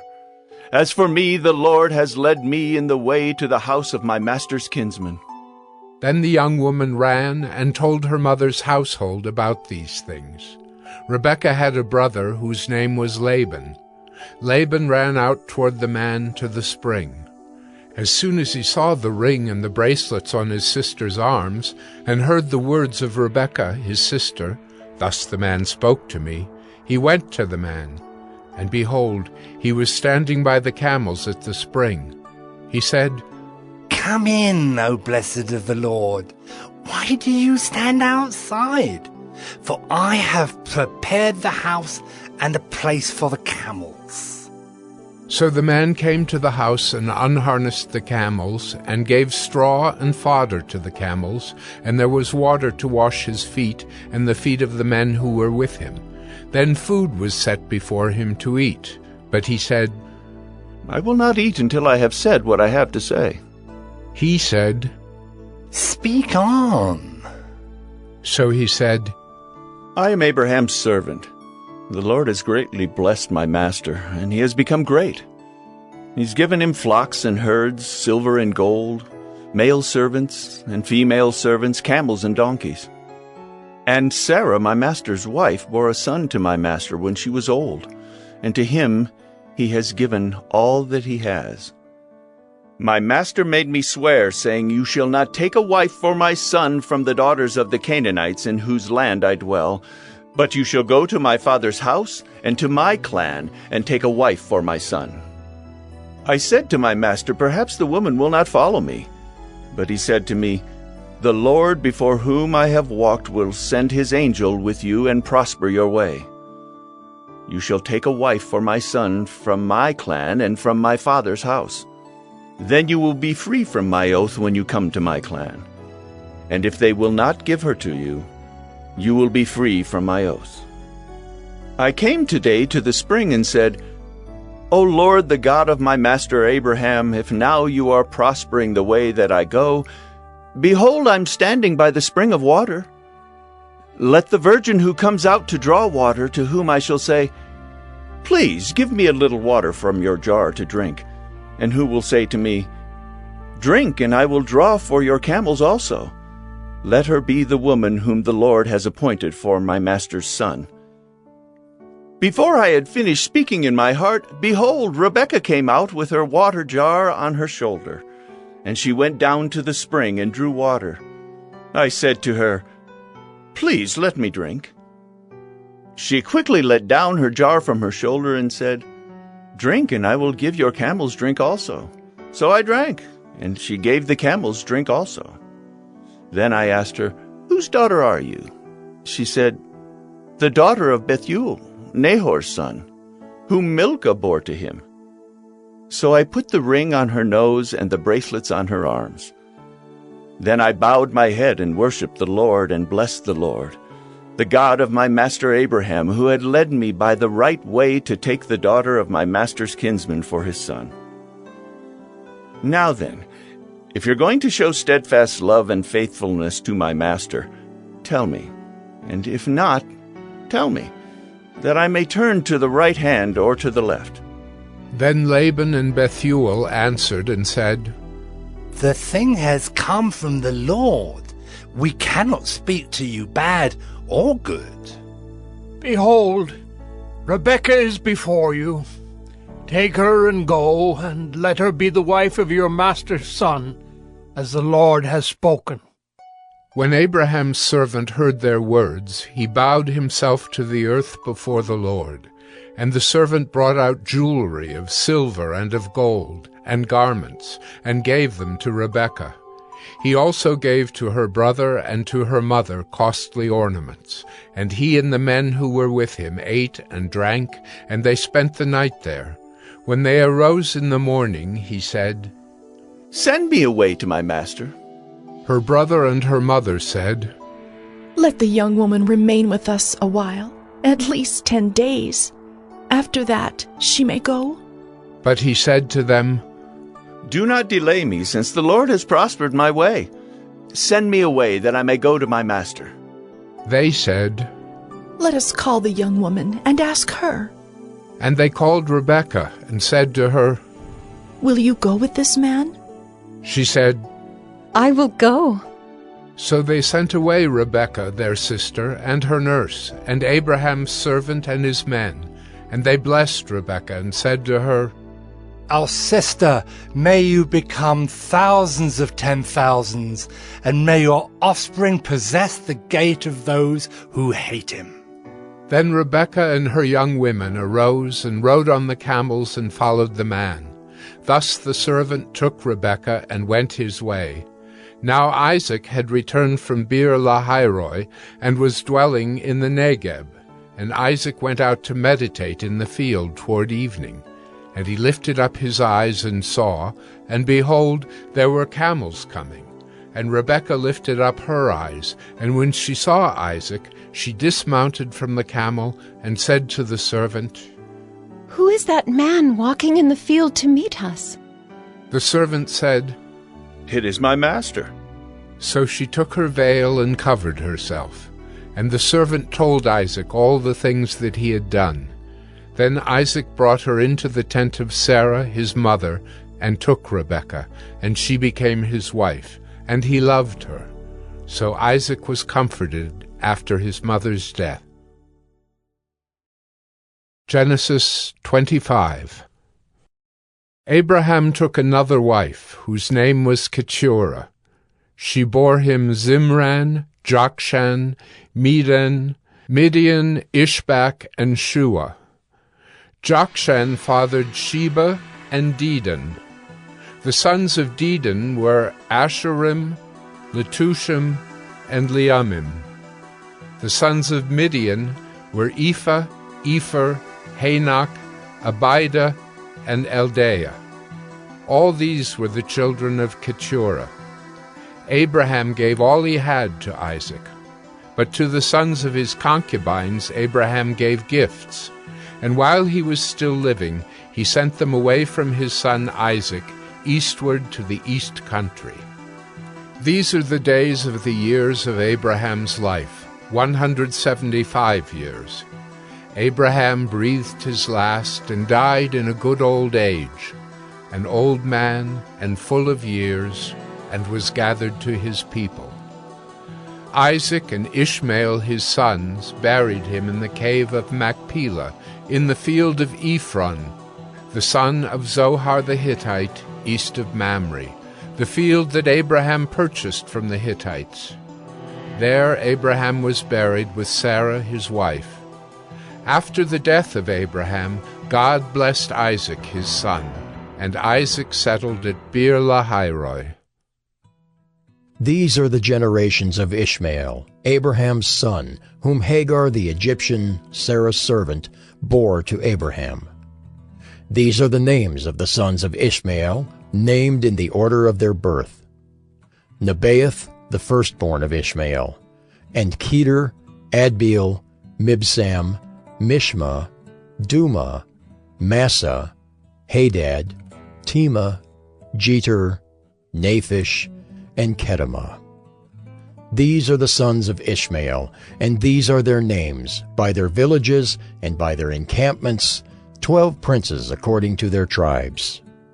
These are the years of the life of Ishmael, 137 years. He breathed his last and died, and was gathered to his people. They settled from Havilah to Shur, which is opposite Egypt in the direction of Assyria. He settled over against all his kinsmen. These are the generations of Isaac, Abraham's son.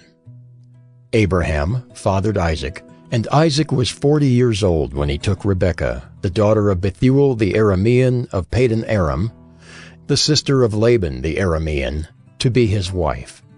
And Isaac prayed to the Lord for his wife because she was barren. And the Lord granted his prayer, and Rebekah his wife conceived. The children struggled together within her, and she said, If it is thus, why is this happening to me? So she went to inquire of the Lord, and the Lord said to her, 2 nations are in your womb, and 2 peoples from within you shall be divided. The one shall be stronger than the other. The older shall serve the younger. When her days to give birth were completed, behold, there were twins in her womb. The first came out red, all his body like a hairy cloak, so they called his name Esau. Afterward his brother came out with his hand holding Esau's heel, so his name was called Jacob.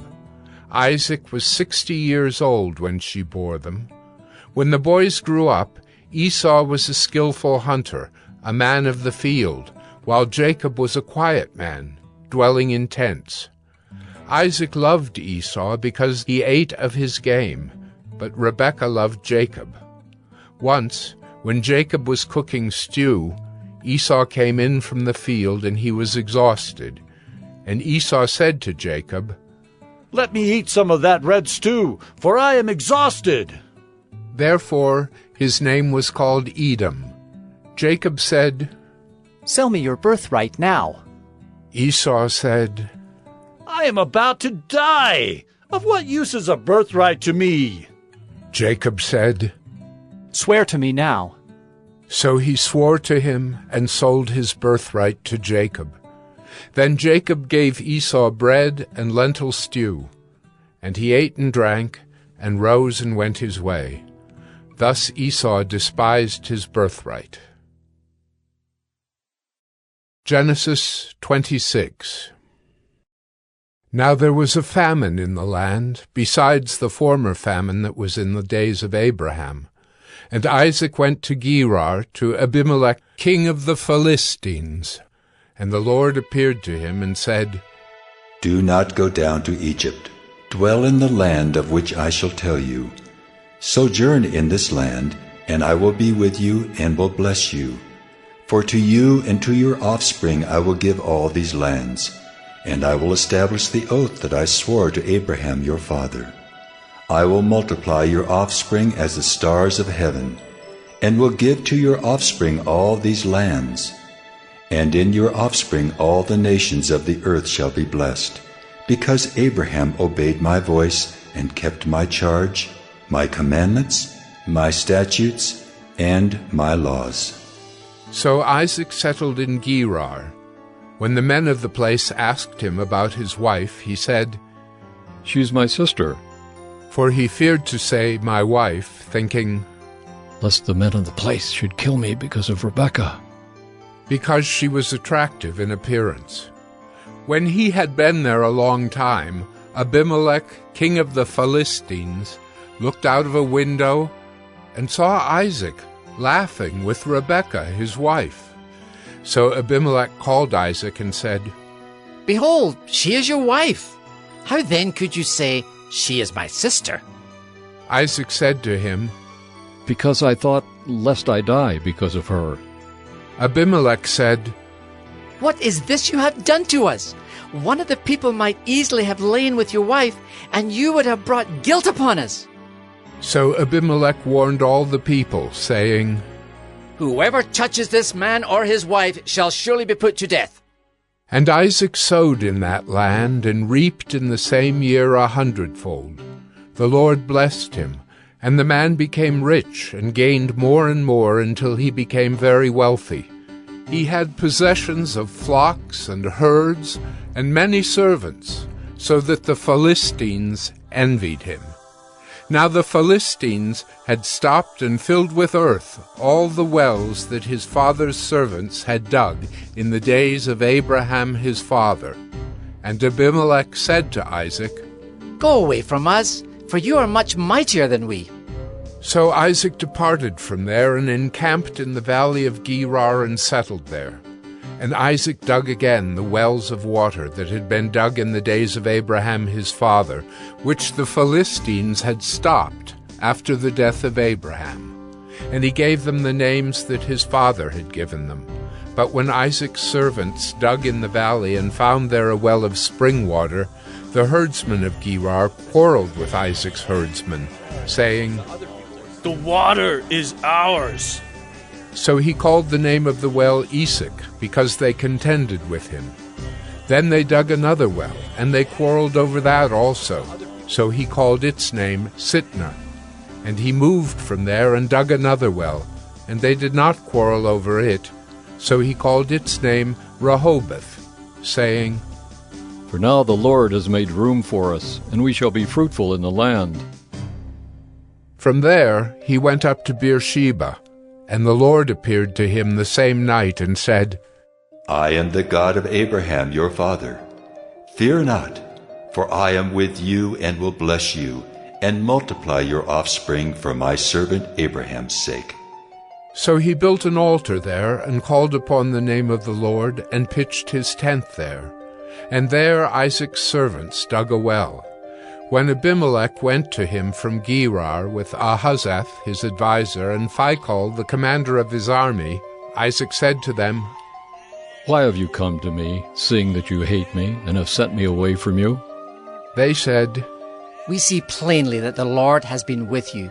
So we said, Let there be a sworn pact between us, between you and us, and let us make a covenant with you, that you will do us no harm, just as we have not touched you and have done to you nothing but good, and have sent you away in peace. You are now the blessed of the Lord. So he made them a feast, and they ate and drank. In the morning they rose early and exchanged oaths. And Isaac sent them on their way, and they departed from him in peace. That same day Isaac's servants came and told him about the well that they had dug, and said to him, We have found water. He called it Shibah. Therefore the name of the city is Beersheba to this day. When Esau was 40 years old, he took Judith, the daughter of Beeri the Hittite, to be his wife, and Basemath, the daughter of Elon the Hittite, and they made life bitter for Isaac and Rebekah. Genesis 27. When Isaac was old and his eyes were dim so that he could not see, he called Esau, his older son, and said to him, My son. And he answered, Here I am. He said, Behold, I am old. I do not know the day of my death. Now then, take your weapons, your quiver, and your bow, and go out to the field and hunt game for me, and prepare for me delicious food, such as I love, and bring it to me so that I may eat, that my soul may bless you before I die. Now Rebekah was listening when Isaac spoke to his son Esau. So when Esau went to the field to hunt for game and bring it, Rebekah said to her son Jacob, I heard your father speak to your brother Esau. Bring me game and prepare for me delicious food, that I may eat it and bless you before the Lord before I die. Now therefore, my son, obey my voice as I command you.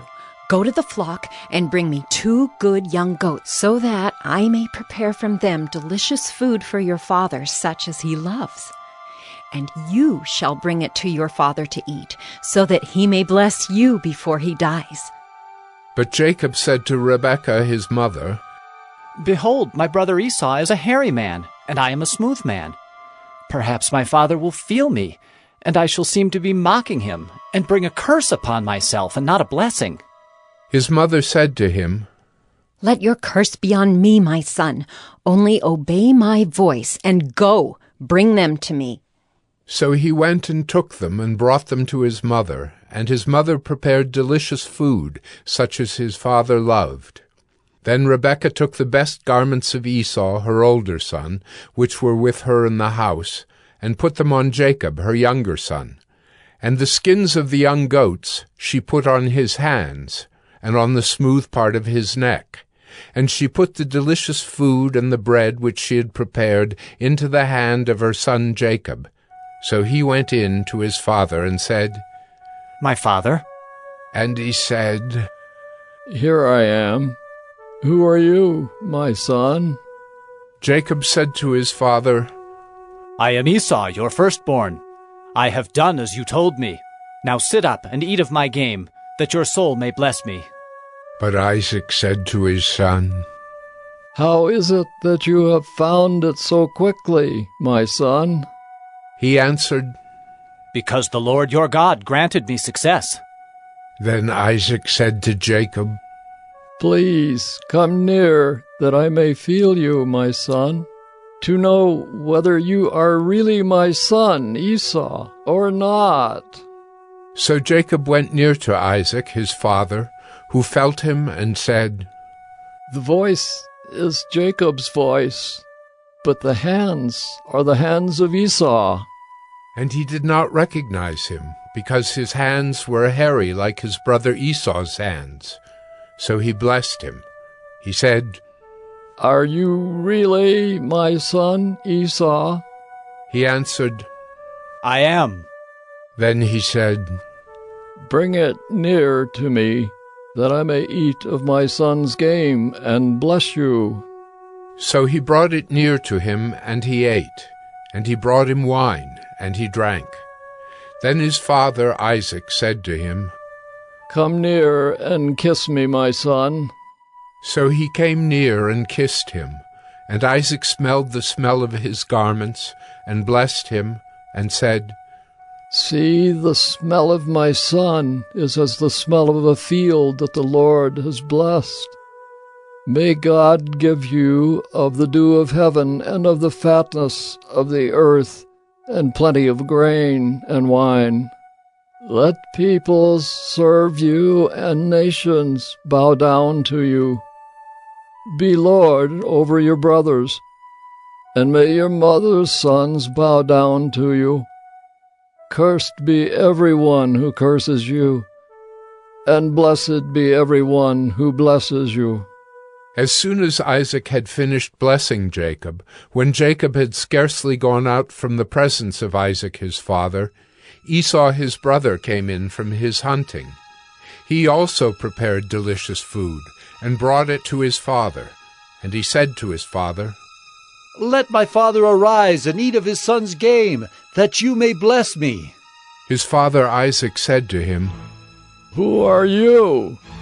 He answered, I am your son, your firstborn, Esau. Then Isaac trembled very violently, and said, Who was it then that hunted game and brought it to me? And I ate it all before you came. And I have blessed him? Yes, and he shall be blessed. As soon as Esau heard the words of his father, he cried out with an exceedingly great and bitter cry, and said to his father, Oh! Bless me, even me also, O my father! But he said, Your brother came deceitfully, and he has taken away your blessing. Esau said, Is he not rightly named Jacob? For he has cheated me these 2 times. He took away my birthright, and behold, now he has taken away my blessing.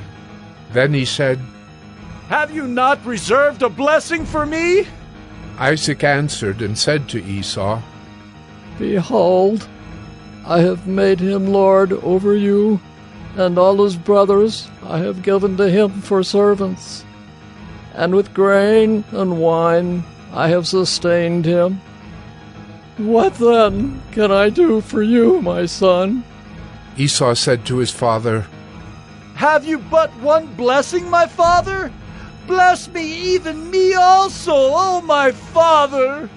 And Esau lifted up his voice and wept. Then Isaac his father answered and said to him, Behold, away from the fatness of the earth shall your dwelling be, and away from the dew of heaven on high. By your sword you shall live, and you shall serve your brother. But when you grow restless, you shall break his yoke from your neck. Now Esau hated Jacob because of the blessing with which his father had blessed him. And Esau said to himself, The days of mourning for my father are approaching. Then I will kill my brother Jacob. But the words of Esau, her older son, were told to Rebekah. So she sent and called Jacob, her younger son, and said to him, Behold, your brother Esau comforts himself about you by planning to kill you. Now therefore, my son, obey my voice. Arise, flee to Laban my brother in Haran, and stay with him a while, until your brother's fury turns away, until your brother's anger turns away from you, and he forgets what you have done to him. Then I will send and bring you from there. Why should I be bereft of you both in one day? Then Rebekah said to Isaac, I loathe my life because of the Hittite women. If Jacob marries one of the Hittite women like these, one of the women of the land, what good will my life be to me? Genesis 28. Then Isaac called Jacob and blessed him and directed him, You must not take a wife from the Canaanite women. Arise, go to Paddan Aram, to the house of Bethuel, your mother's father, and take as your wife from there one of the daughters of Laban, your mother's brother. God Almighty bless you and make you fruitful, and multiply you, that you may become a company of peoples. May he give the blessing of Abraham to you, and to your offspring with you, that you may take possession of the land of your sojournings that God gave to Abraham. Thus Isaac sent Jacob away, and he went to Paddan Aram, to Laban, the son of Bethuel the Aramean, the brother of Rebekah, Jacob's and Esau's mother. Now Esau saw that Isaac had blessed Jacob and sent him away to Paddan Aram to take a wife from there, and that as he blessed him, he directed him, You must not take a wife from the Canaanite women, and that Jacob had obeyed his father and his mother and gone to Paddan Aram. So when Esau saw that the Canaanite women did not please Isaac his father, Esau went to Ishmael and took as his wife, besides the wives he had, Mahalath, the daughter of Ishmael, Abraham's son, the sister of Nebaioth. Jacob left Beersheba and went toward Haran. And he came to a certain place and stayed there that night, because the sun had set. Taking one of the stones of the place, he put it under his head and lay down in that place to sleep. And he dreamed, and behold, there was a ladder set up on the earth, and the top of it reached to heaven. And behold, the angels of God were ascending and descending on it. And behold, the Lord stood above it and said, I am the Lord, the God of Abraham your father, and the God of Isaac. The land on which you lie I will give to you and to your offspring. Your offspring shall be like the dust of the earth, and you shall spread abroad to the west, and to the east, and to the north, and to the south. And in you and your offspring shall all the families of the earth be blessed. Behold, I am with you, and will keep you wherever you go, and will bring you back to this land. For I will not leave you until I have done what I have promised you. Then Jacob awoke from his sleep and said, Surely the Lord is in this place, and I did not know it. And he was afraid and said, How awesome is this place! This is none other than the house of God, and this is the gate of heaven. So early in the morning Jacob took the stone that he had put under his head and set it up for a pillar, and poured oil on the top of it. He called the name of that place Bethel, but the name of the city was Luz at the first. Then Jacob made a vow, saying, If God will be with me, and will keep me in this way that I go, and will give me bread to eat and clothing to wear, so that I come again to my father's house in peace, then the Lord shall be my God, and this stone which I have set up for a pillar shall be God's house. And of all that you give me, I will give a full tenth to you. Genesis 29. Then Jacob went on his journey, and came to the land of the people of the east. As he looked, he saw a well in the field, and behold, 3 flocks of sheep lying beside it, for out of that well the flocks were watered. The stone on the well's mouth was large, and when all the flocks were gathered there, the shepherds would roll the stone from the mouth of the well and water the sheep, and put the stone back in its place over the mouth of the well. Jacob said to them, "My brothers, where do you come from?" They said, "We are from Haran." He said to them, "Do you know Laban, the son of Nahor?" They said, "We know him." He said to them, "Is it well with him?" They said, "It is well, and see, Rachel his daughter is coming with the sheep." He said, "Behold, it is still high day. It is not time for the livestock to be gathered together. Water the sheep and go, pasture them." But they said, "We cannot until all the flocks are gathered together, and the stone is rolled from the mouth of the well. Then we water the sheep." While he was still speaking with them, Rachel came with her father's sheep, for she was a shepherdess. Now as soon as Jacob saw Rachel, the daughter of Laban, his mother's brother, and the sheep of Laban, his mother's brother, Jacob came near and rolled the stone from the well's mouth and watered the flock of Laban, his mother's brother. Then Jacob kissed Rachel and wept aloud. And Jacob told Rachel that he was her father's kinsman, and that he was Rebekah's son, and she ran and told her father. As soon as Laban heard the news about Jacob, his sister's son, he ran to meet him and embraced him and kissed him and brought him to his house. Jacob told Laban all these things, and Laban said to him, "Surely you are my bone and my flesh." And he stayed with him a month. Then Laban said to Jacob, "Because you are my kinsman, should you therefore serve me for nothing? Tell me, what shall your wages be?" Now Laban had 2 daughters. The name of the older was Leah, and the name of the younger was Rachel. Leah's eyes were weak, but Rachel was beautiful in form and appearance. Jacob loved Rachel, and he said, "I will serve you 7 years for your younger daughter Rachel." Laban said, "It is better that I give her to you than that I should give her to any other man. Stay with me." So Jacob served 7 years for Rachel, and they seemed to him but a few days, because of the love he had for her. Then Jacob said to Laban, "Give me my wife, that I may go in to her, for my time is completed." So Laban gathered together all the people of the place and made a feast. But in the evening he took his daughter Leah and brought her to Jacob, and he went in to her. Laban gave his female servant Zilpah to his daughter Leah to be her servant. And in the morning, behold, it was Leah. And Jacob said to Laban, "What is this you have done to me? Did I not serve with you for Rachel? Why then have you deceived me?" Laban said, "It is not so done in our country to give the younger before the firstborn. Complete the week of this one, and we will give you the other also in return for serving me another 7 years." Jacob did so, and completed her week. Then Laban gave him his daughter Rachel to be his wife.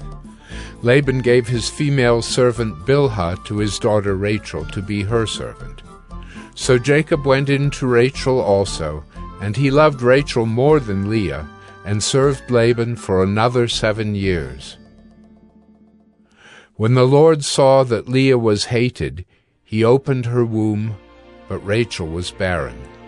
And Leah conceived and bore a son, and she called his name Reuben, for she said, "Because the Lord has looked upon my affliction, for now my husband will love me." She conceived again and bore a son, and said, "Because the Lord has heard that I am hated, he has given me this son also." And she called his name Simeon. Again she conceived and bore a son, and said, "Now this time my husband will be attached to me, because I have borne him 3 sons. Therefore his name was called Levi. And she conceived again, and bore a son, and said, This time I will praise the Lord. Therefore she called his name Judah. Then she ceased bearing. Genesis 30. When Rachel saw that she bore Jacob no children, she envied her sister. She said to Jacob, Give me children, or I shall die. Jacob's anger was kindled against Rachel, and he said, Am I in the place of God, who has withheld from you the fruit of the womb? Then she said, Here is my servant Bilhah. Go into her, so that she may give birth on my behalf, that even I may have children through her. So she gave him her servant Bilhah as a wife, and Jacob went in to her. And Bilhah conceived and bore Jacob a son. Then Rachel said, God has judged me, and has also heard my voice and given me a son. Therefore she called his name Dan. Rachel's servant Bilhah conceived again, and bore Jacob a second son. Then Rachel said, With mighty wrestlings I have wrestled with my sister, and have prevailed. So she called his name Naphtali. When Leah saw that she had ceased bearing children, she took her servant Zilpah, and gave her to Jacob as a wife. Then Leah's servant Zilpah bore Jacob a son, and Leah said, Good fortune has come. So she called his name Gad. Leah's servant Zilpah bore Jacob a second son, and Leah said, Happy am I, for women have called me happy. So she called his name Asher. In the days of wheat harvest, Reuben went and found mandrakes in the field, and brought them to his mother Leah. Then Rachel said to Leah, Please, give me some of your son's mandrakes. But she said to her, Is it a small matter that you have taken away my husband? Would you take away my son's mandrakes also? Rachel said, Then he may lie with you tonight in exchange for your son's mandrakes. When Jacob came from the field in the evening, Leah went out to meet him and said, You must come in to me, for I have hired you with my son's mandrakes. So he lay with her that night, and God listened to Leah, and she conceived and bore Jacob a 5th son. Leah said, God has given me my wages, because I gave my servant to my husband. So she called his name Issachar.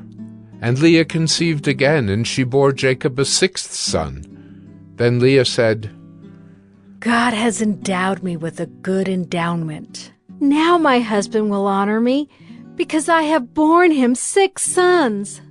So she called his name Zebulun. Afterward she bore a daughter, and called her name Dinah. Then God remembered Rachel, and God listened to her and opened her womb. She conceived and bore a son, and said, God has taken away my reproach. And she called his name Joseph, saying, May the Lord add to me another son. As soon as Rachel had borne Joseph, Jacob said to Laban, Send me away, that I may go to my own home and country. Give me my wives and my children, for whom I have served you, that I may go, for you know the service that I have given you. But Laban said to him, If I have found favor in your sight, I have learned by divination that the Lord has blessed me because of you. Name your wages, and I will give it. Jacob said to him, You yourself know how I have served you, and how your livestock has fared with me. For you had little before I came, and it has increased abundantly, and the Lord has blessed you wherever I turned. But now, when shall I provide for my own household also? He said, What shall I give you? Jacob said, You shall not give me anything. If you will do this for me, I will again pasture your flock and keep it. Let me pass through all your flock today, removing from it every speckled and spotted sheep, and every black lamb, and the spotted and speckled among the goats, and they shall be my wages. so my honesty will answer for me later, when you come to look into my wages with you. Every one that is not speckled and spotted among the goats, and black among the lambs, if found with me, shall be counted stolen. Laban said, Good, let it be as you have said.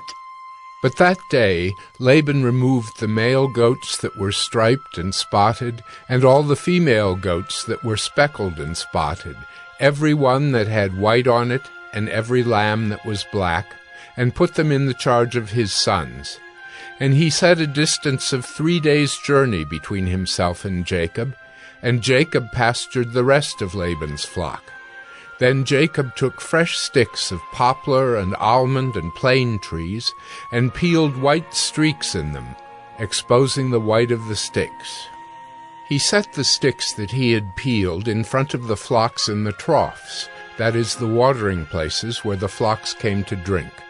And since they bred when they came to drink, the flocks bred in front of the sticks, and so the flocks brought forth striped, speckled, and spotted. And Jacob separated the lambs, and set the faces of the flocks toward the striped and all the black in the flock of Laban. He put his own droves apart, and did not put them with Laban's flock. Whenever the stronger of the flock were breeding, Jacob would lay the sticks in the troughs before the eyes of the flock, that they might breed among the sticks. But for the feebler of the flock he would not lay them there. So the feebler would be Laban's, and the stronger Jacob's. Thus the man increased greatly, and had large flocks, female servants and male servants, and camels and donkeys. Genesis 31. Now Jacob heard that the sons of Laban were saying, Jacob has taken all that was our father's, and from what was our father's he has gained all this wealth. And Jacob saw that Laban did not regard him with favor as before. Then the Lord said to Jacob, Return to the land of your fathers and to your kindred, and I will be with you. So Jacob sent and called Rachel and Leah into the field, where his flock was, and said to them, I see that your father does not regard me with favor as he did before. But the God of my father has been with me. You know that I have served your father with all my strength. Yet your father has cheated me and changed my wages 10 times. But God did not permit him to harm me. If he said, The spotted shall be your wages, then all the flock bore spotted. And if he said, The striped shall be your wages, then all the flock bore striped. Thus God has taken away the livestock of your father and given them to me. In the breeding season of the flock, I lifted up my eyes and saw in a dream that the goats that mated with the flock were striped, spotted, and mottled. Then the angel of God said to me in the dream, Jacob. And I said, Here I am. And he said, Lift up your eyes and see, all the goats that mate with the flock are striped, spotted, and mottled. For I have seen all that Laban is doing to you. I am the God of Bethel, where you anointed a pillar and made a vow to me. Now arise, go out from this land, and return to the land of your kindred. Then Rachel and Leah answered and said to him, Is there any portion or inheritance left to us in our father's house? Are we not regarded by him as foreigners?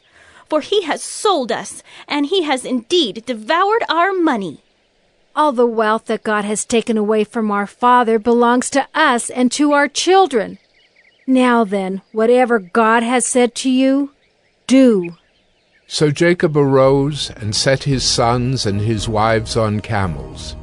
He drove away all his livestock, all his property that he had gained, the livestock in his possession that he had acquired in Paddan Aram, to go to the land of Canaan to his father Isaac.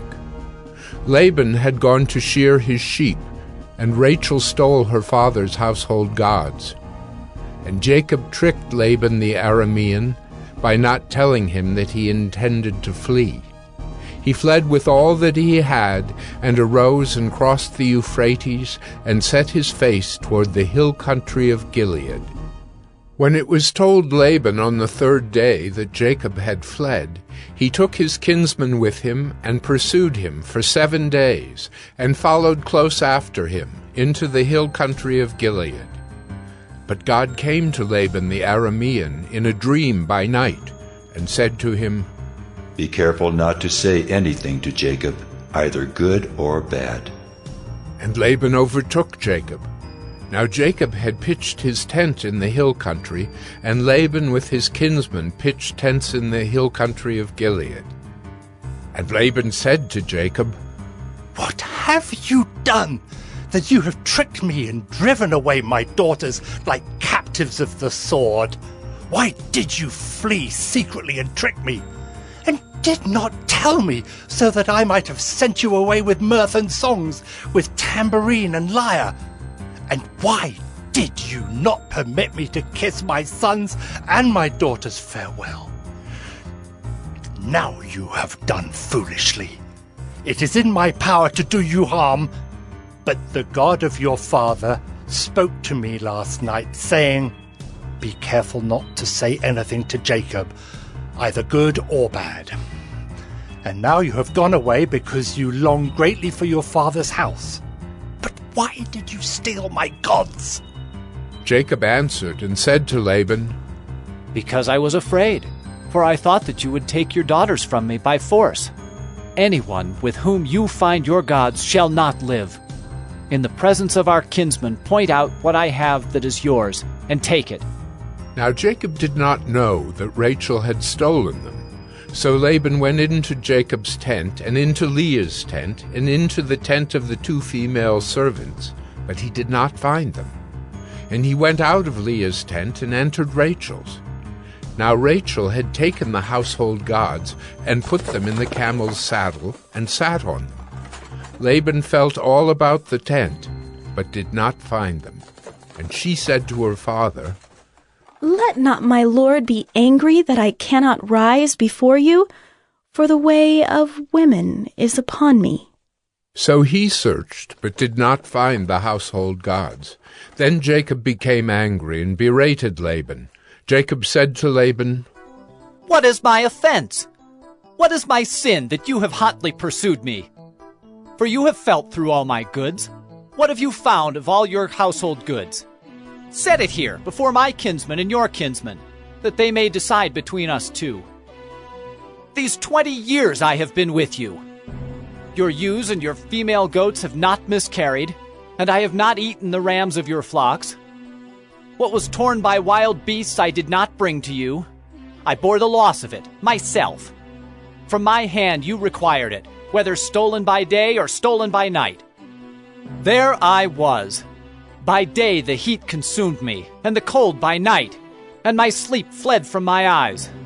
These 20 years I have been in your house. I served you 14 years for your 2 daughters, and 6 years for your flock, and you have changed my wages 10 times. If the God of my father, the God of Abraham, and the fear of Isaac had not been on my side, surely now you would have sent me away, empty-handed. God saw my affliction and the labor of my hands, and rebuked you last night. Then Laban answered and said to Jacob, The daughters are my daughters, the children are my children, the flocks are my flocks, and all that you see is mine. But what can I do this day for these my daughters, or for their children whom they have borne? Come now, let us make a covenant, you and I, and let it be a witness between you and me. So Jacob took a stone and set it up as a pillar, and Jacob said to his kinsmen, Gather stones. And they took stones and made a heap, and they ate there by the heap. Laban called it Jegar-sahadutha, but Jacob called it Galeed. Laban said, This heap is a witness between you and me today. Therefore he named it Galeed and Mizpah, for he said, The Lord watch between you and me when we are out of one another's sight.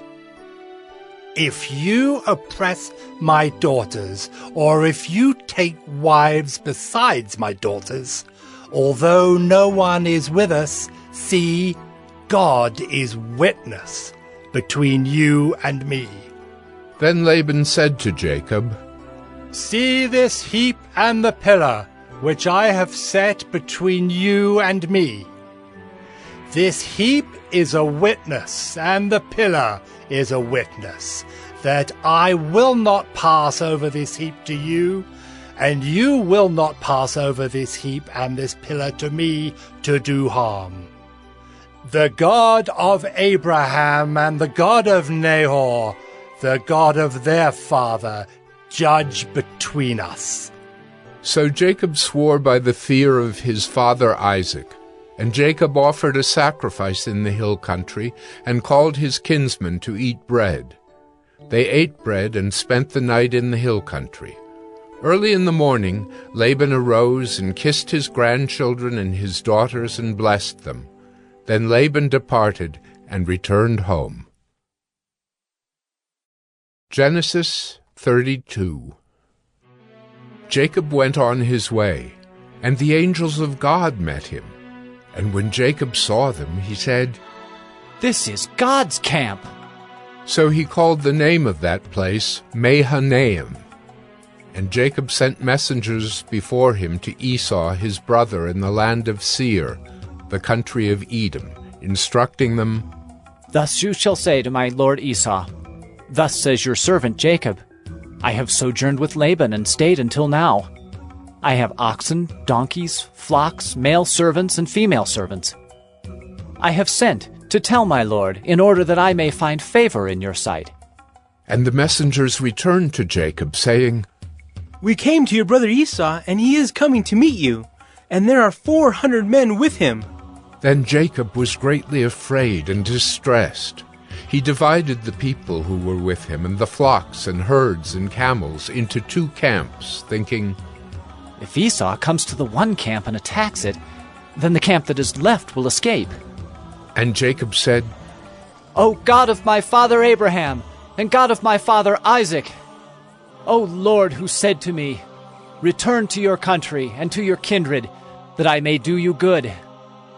I am not worthy of the least of all the deeds of steadfast love, and all the faithfulness that you have shown to your servant.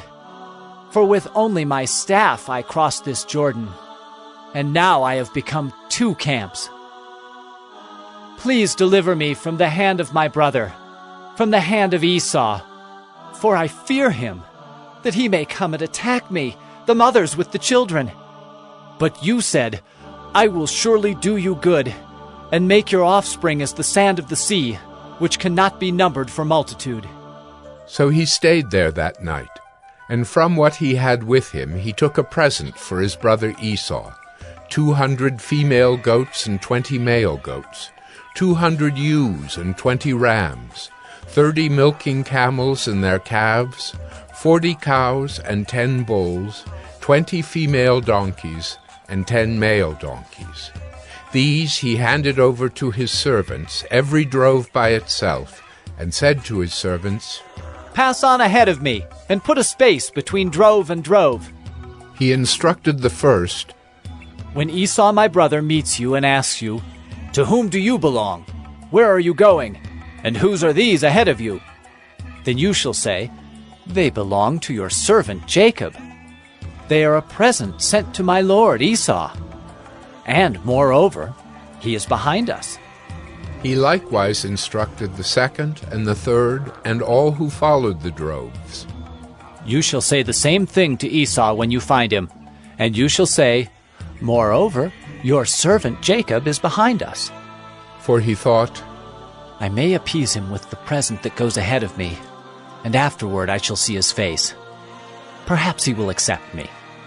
So the present passed on ahead of him, and he himself stayed that night in the camp. The same night he arose and took his 2 wives, his 2 female servants, and his 11 children, and crossed the ford of the Jabbok. He took them and sent them across the stream and everything else that he had, and Jacob was left alone. And a man wrestled with him until the breaking of the day. When the man saw that he did not prevail against Jacob, he touched his hip socket, and Jacob's hip was put out of joint as he wrestled with him. Then he said, "Let me go, for the day has broken." But Jacob said, "I will not let you go unless you bless me." And he said to him, "What is your name?" And he said, "Jacob." Then he said, "Your name shall no longer be called Jacob, but Israel, for you have striven with God and with men, and have prevailed." Then Jacob asked him, "Please, tell me your name." But he said, "Why is it that you ask my name?" And there he blessed him. So Jacob called the name of the place Penuel, saying, "For I have seen God face to face, and yet my life has been delivered." The sun rose upon him as he passed Penuel, limping because of his hip. Therefore to this day the people of Israel do not eat the sinew of the thigh that is on the hip socket, because he touched the socket of Jacob's hip on the sinew of the thigh. Genesis 33. And Jacob lifted up his eyes and looked, and behold, Esau was coming, and 400 men with him. So he divided the children among Leah and Rachel and the 2 female servants. And he put the servants with their children in front, then Leah with her children, and Rachel and Joseph last of all. He himself went on before them, bowing himself to the ground 7 times, until he came near to his brother. But Esau ran to meet him, and embraced him, and fell on his neck, and kissed him, and they wept. And when Esau lifted up his eyes, and saw the women and children, he said, "Who are these with you?" Jacob said, "The children whom God has graciously given your servant." Then the servants drew near, they and their children, and bowed down.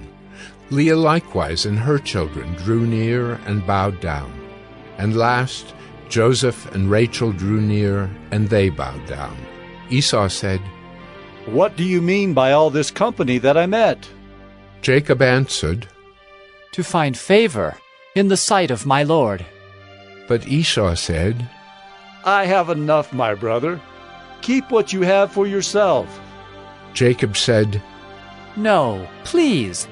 If I have found favor in your sight, then accept my present from my hand.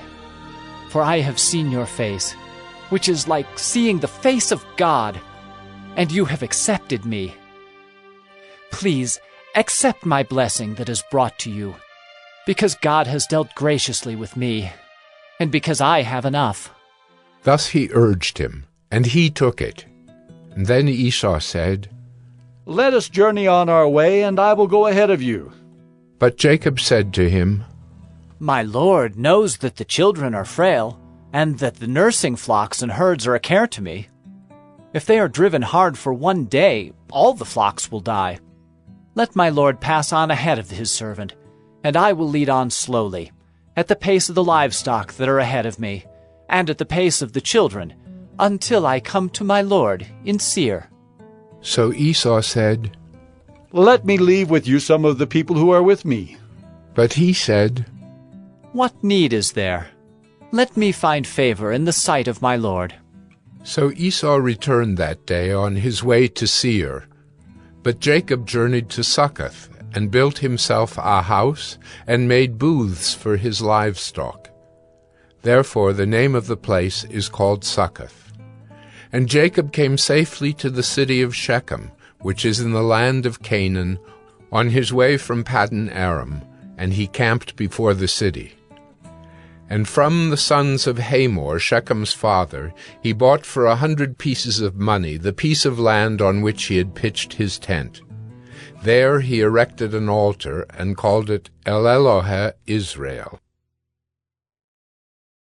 Genesis 34. Now Dinah, the daughter of Leah, whom she had borne to Jacob, went out to see the women of the land. And when Shechem, the son of Hamor the Hivite, the prince of the land, saw her, he seized her, and lay with her, and humiliated her. And his soul was drawn to Dinah, the daughter of Jacob. He loved the young woman, and spoke tenderly to her. So Shechem spoke to his father Hamor, saying, "Get me this girl for my wife."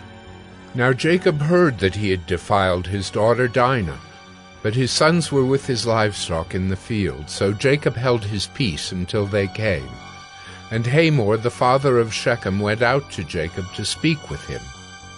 The sons of Jacob had come in from the field as soon as they heard of it, and the men were indignant and very angry, because he had done an outrageous thing in Israel by lying with Jacob's daughter, for such a thing must not be done. But Hamor spoke with them, saying, "The soul of my son Shechem longs for your daughter. Please give her to him to be his wife. Make marriages with us, give your daughters to us, and take our daughters for yourselves. You shall dwell with us, and the land shall be open to you. Dwell and trade in it, and get property in it." Shechem also said to her father and to her brothers, "Let me find favor in your eyes, and whatever you say to me I will give. Ask me for as great a bride price and gift as you will, and I will give whatever you say to me. Only give me the young woman to be my wife." The sons of Jacob answered Shechem and his father Hamor deceitfully, because he had defiled their sister Dinah. They said to them, "We cannot do this thing to give our sister to one who is uncircumcised, for that would be a disgrace to us. Only on this condition will we agree with you, that you will become as we are by every male among you being circumcised."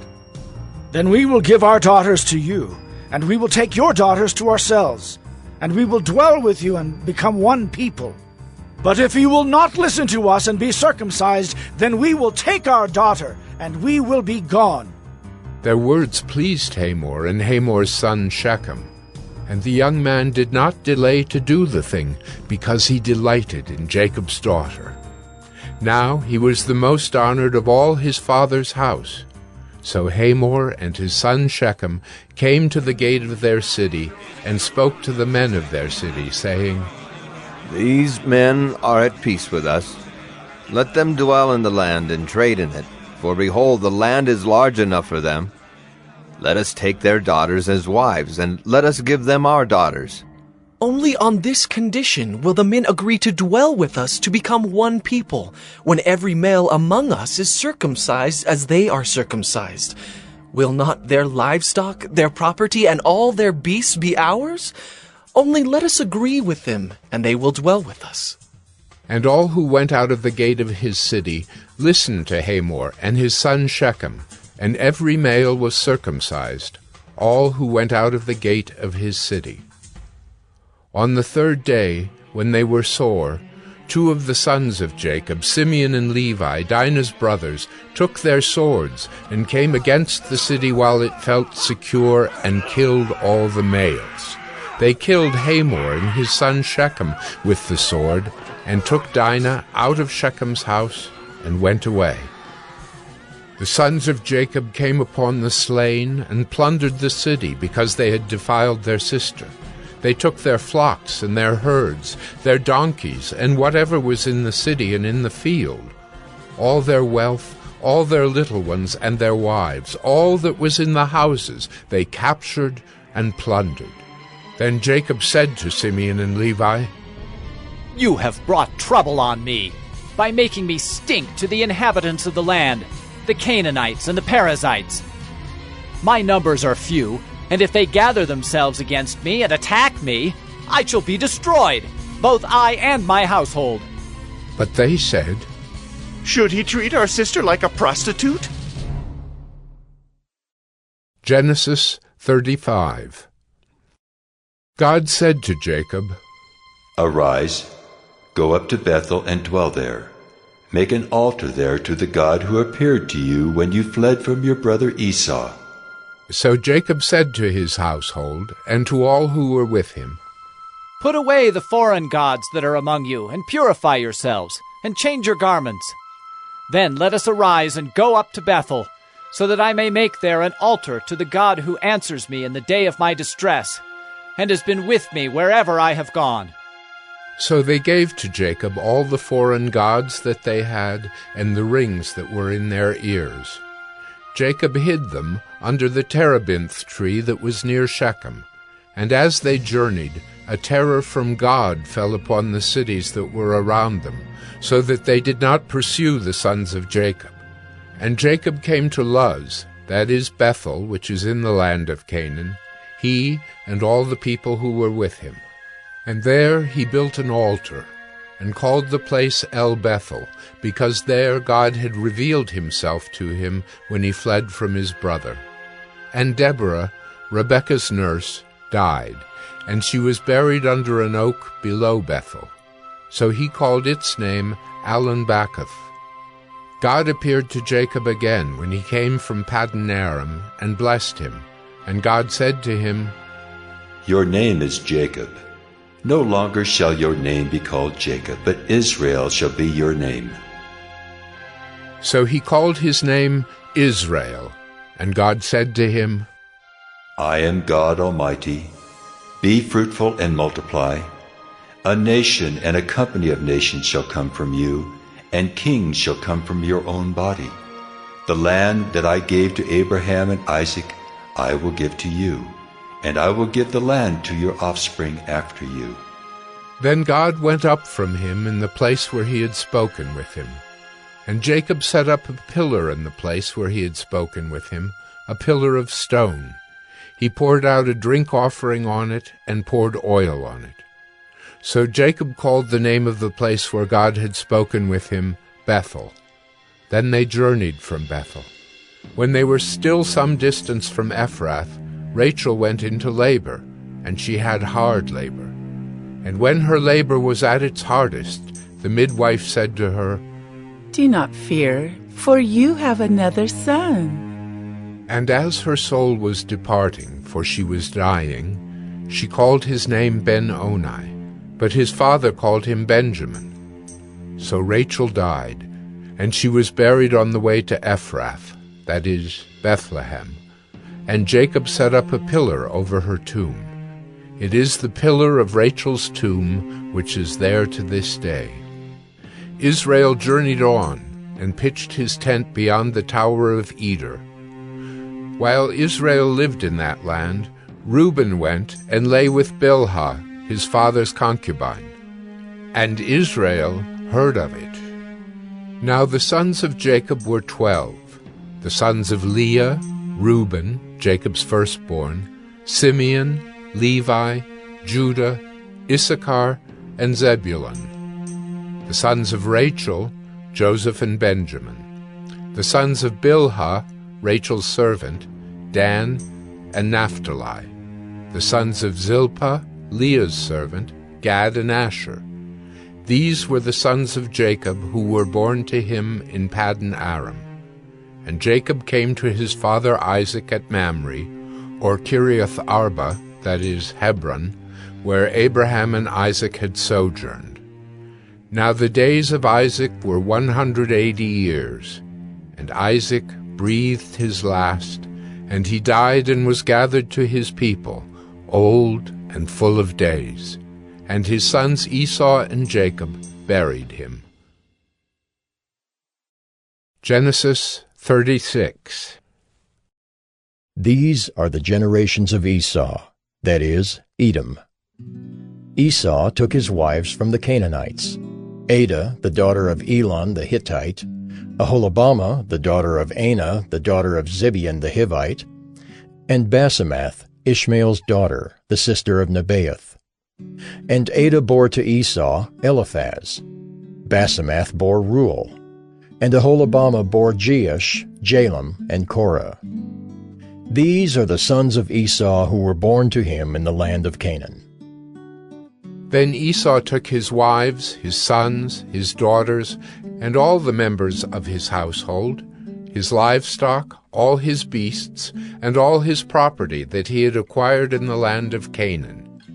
He went into a land away from his brother Jacob, for their possessions were too great for them to dwell together. The land of their sojournings could not support them because of their livestock.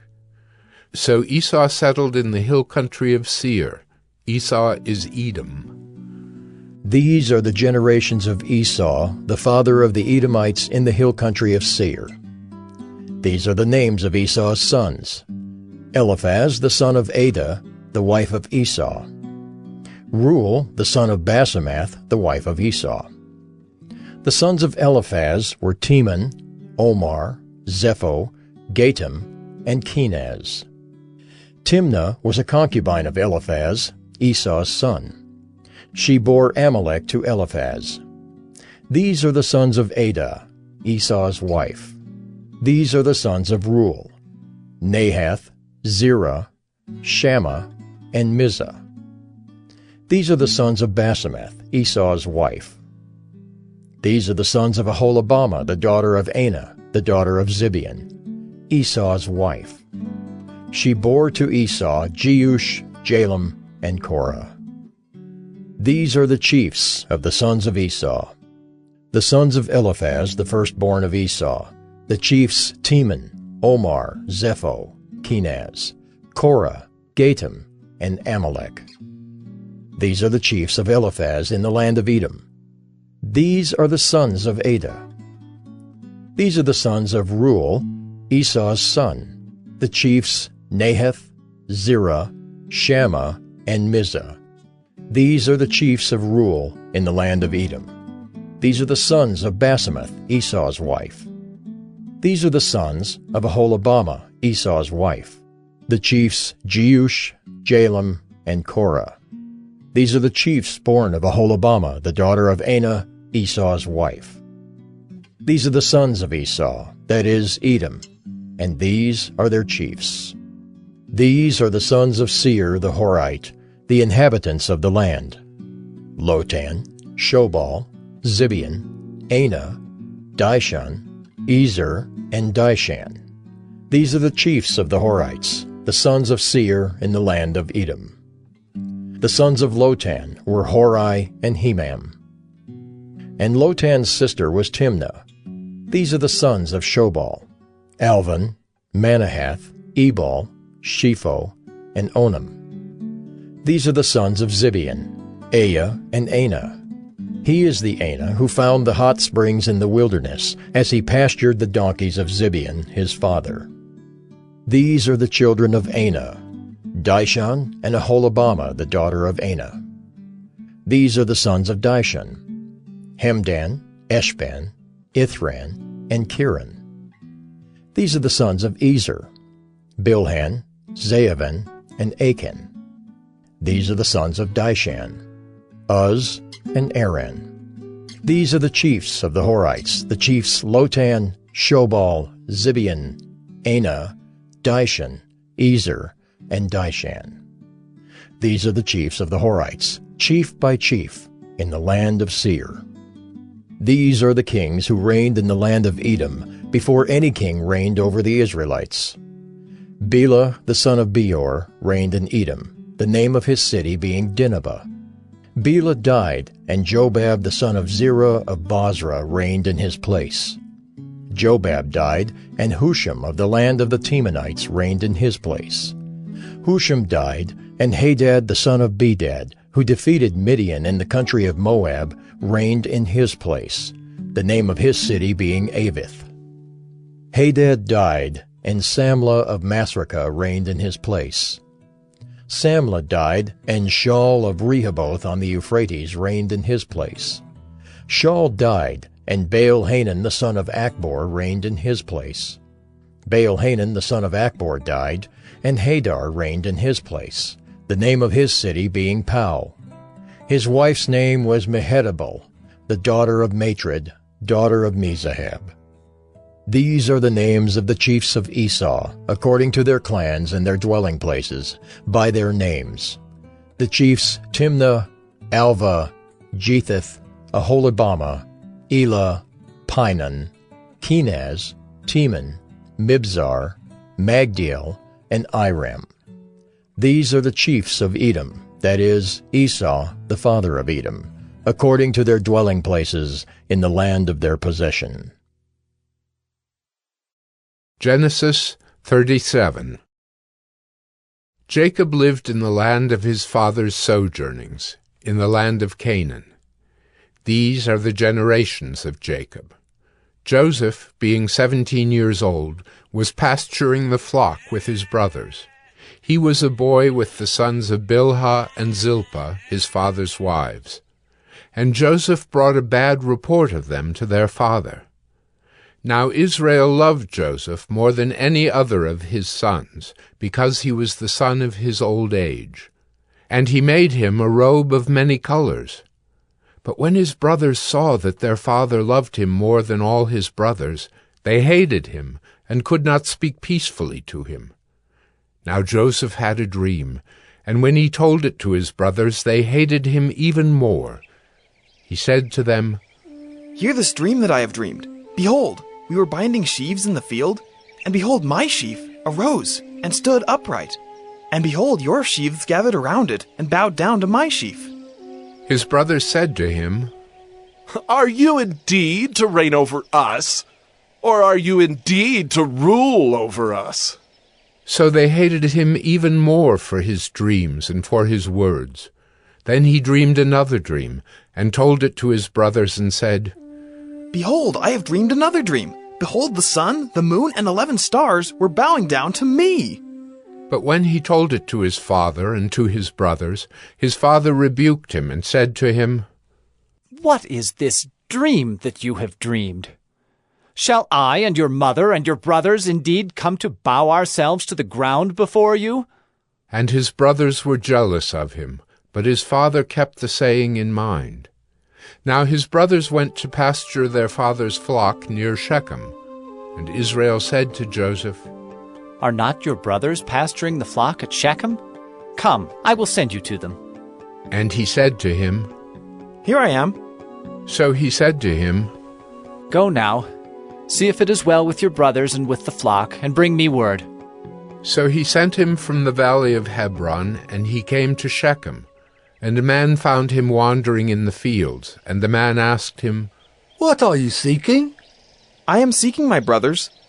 He said, "Tell me, please, where they are pasturing the flock?" And the man said, "They have gone away, for I heard them say, 'Let us go to Dothan.'" So Joseph went after his brothers, and found them at Dothan. They saw him from afar, and before he came near to them, they conspired against him to kill him. They said to one another, "Here comes this dreamer."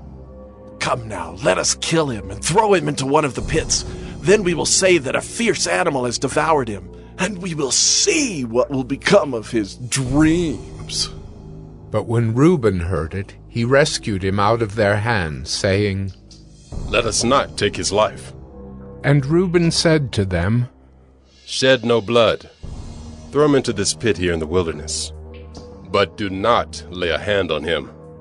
that he might rescue him out of their hand to restore him to his father. So when Joseph came to his brothers, they stripped him of his robe, the robe of many colors that he wore. And they took him and threw him into a pit. The pit was empty. There was no water in it. Then they sat down to eat. And looking up, they saw a caravan of Ishmaelites coming from Gilead, with their camels bearing gum, balm, and myrrh, on their way to carry it down to Egypt. Then Judah said to his brothers, "What profit is it if we kill our brother and conceal his blood? Come, let us sell him to the Ishmaelites, and let not our hand be upon him, for he is our brother, our own flesh." And his brothers listened to him. Then Midianite traders passed by, and they drew Joseph up and lifted him out of the pit and sold him to the Ishmaelites for 20 shekels of silver. They took Joseph to Egypt. When Reuben returned to the pit and saw that Joseph was not in the pit, he tore his clothes and returned to his brothers and said, "The boy is gone, and I, where shall I go?" Then they took Joseph's robe and slaughtered a goat and dipped the robe in the blood. And they sent the robe of many colors and brought it to their father and said, "This we have found. Please identify whether it is your son's robe or not." And he identified it and said, "It is my son's robe. A fierce animal has devoured him. Joseph is without doubt torn to pieces." Then Jacob tore his garments and put sackcloth on his loins and mourned for his son many days. All his sons and all his daughters rose up to comfort him, but he refused to be comforted and said, "No, I shall go down to Sheol to my son mourning." Thus his father wept for him. Meanwhile, the Midianites had sold him in Egypt to Potiphar, an officer of Pharaoh, the captain of the guard. Genesis 38. It happened at that time that Judah went down from his brothers and turned aside to a certain Adullamite, whose name was Hira. There Judah saw the daughter of a certain Canaanite, whose name was Shua. He took her and went in to her, and she conceived and bore a son, and he called his name She conceived again and bore a son, and she called his name Onan. Yet again she bore a son, and she called his name Shelah. Judah was in Chezib when she bore him. And Judah took a wife for his firstborn, and her name was Tamar. But Judah's firstborn, was wicked in the sight of the Lord, and the Lord put him to death. Then Judah said to Onan, "Go into your brother's wife, and perform the duty of a brother-in-law to her, and raise up offspring for your brother." But Onan knew that the offspring would not be his. So whenever he went in to his brother's wife, he would waste the semen on the ground, so as not to give offspring to his brother. And what he did was wicked in the sight of the Lord, and he put him to death also. Then Judah said to Tamar, his daughter-in-law, "Remain a widow in your father's house, till Shelah my son grows up." For he feared that he would die like his brothers. So Tamar went and remained in her father's house. In the course of time the wife of Judah, Shua's daughter, died. When Judah was comforted, he went up to Timnah to his sheep-shearers, he and his friend Hira the Adullamite. And when Tamar was told, "Your father-in-law is going up to Timnah to shear his sheep," she took off her widow's garments and covered herself with a veil, wrapping herself up, and sat at the entrance to Enaim, which is on the road to Timnah. For she saw that Shelah was grown up, and she had not been given to him in marriage. When Judah saw her, he thought she was a prostitute, for she had covered her face. He turned to her at the roadside and said, "Come, let me come in to you." For he did not know that she was his daughter-in-law. She said, "What will you give me, that you may come in to me?" He answered, "I will send you a young goat from the flock." And she said, "If you give me a pledge, until you send it." He said, "What pledge shall I give you?" She replied, "Your signet, and your cord, and your staff that is in your hand." So he gave them to her and went in to her, and she conceived by him. Then she arose and went away, and taking off her veil, she put on the garments of her widowhood. When Judah sent the young goat by his friend the Adullamite to take back the pledge from the woman's hand, he did not find her. And he asked the men of the place, "Where is the cult prostitute who was at Enaim at the roadside?" And they said, "No cult prostitute has been here." So he returned to Judah and said, "I have not found her. Also the men of the place said, no cult prostitute has been here." And Judah replied, "Let her keep the things as her own, or we shall be laughed at. You see, I sent this young goat, and you did not find her." About 3 months later, Judah was told, "Tamar, your daughter-in-law, has been immoral. Moreover, she is pregnant by immorality." And Judah said, "Bring her out, and let her be burned." As she was being brought out, she sent word to her father-in-law, By the man to whom these belong, I am pregnant. And she said, Please, identify whose these are, the signet and the cord and the staff. Then Judah identified them and said, She is more righteous than I, since I did not give her to my son Shelah. And he did not know her again. When the time of her labor came, there were twins in her womb. And when she was in labor, one put out a hand, and the midwife took and tied a scarlet thread on his hand, saying, This one came out first.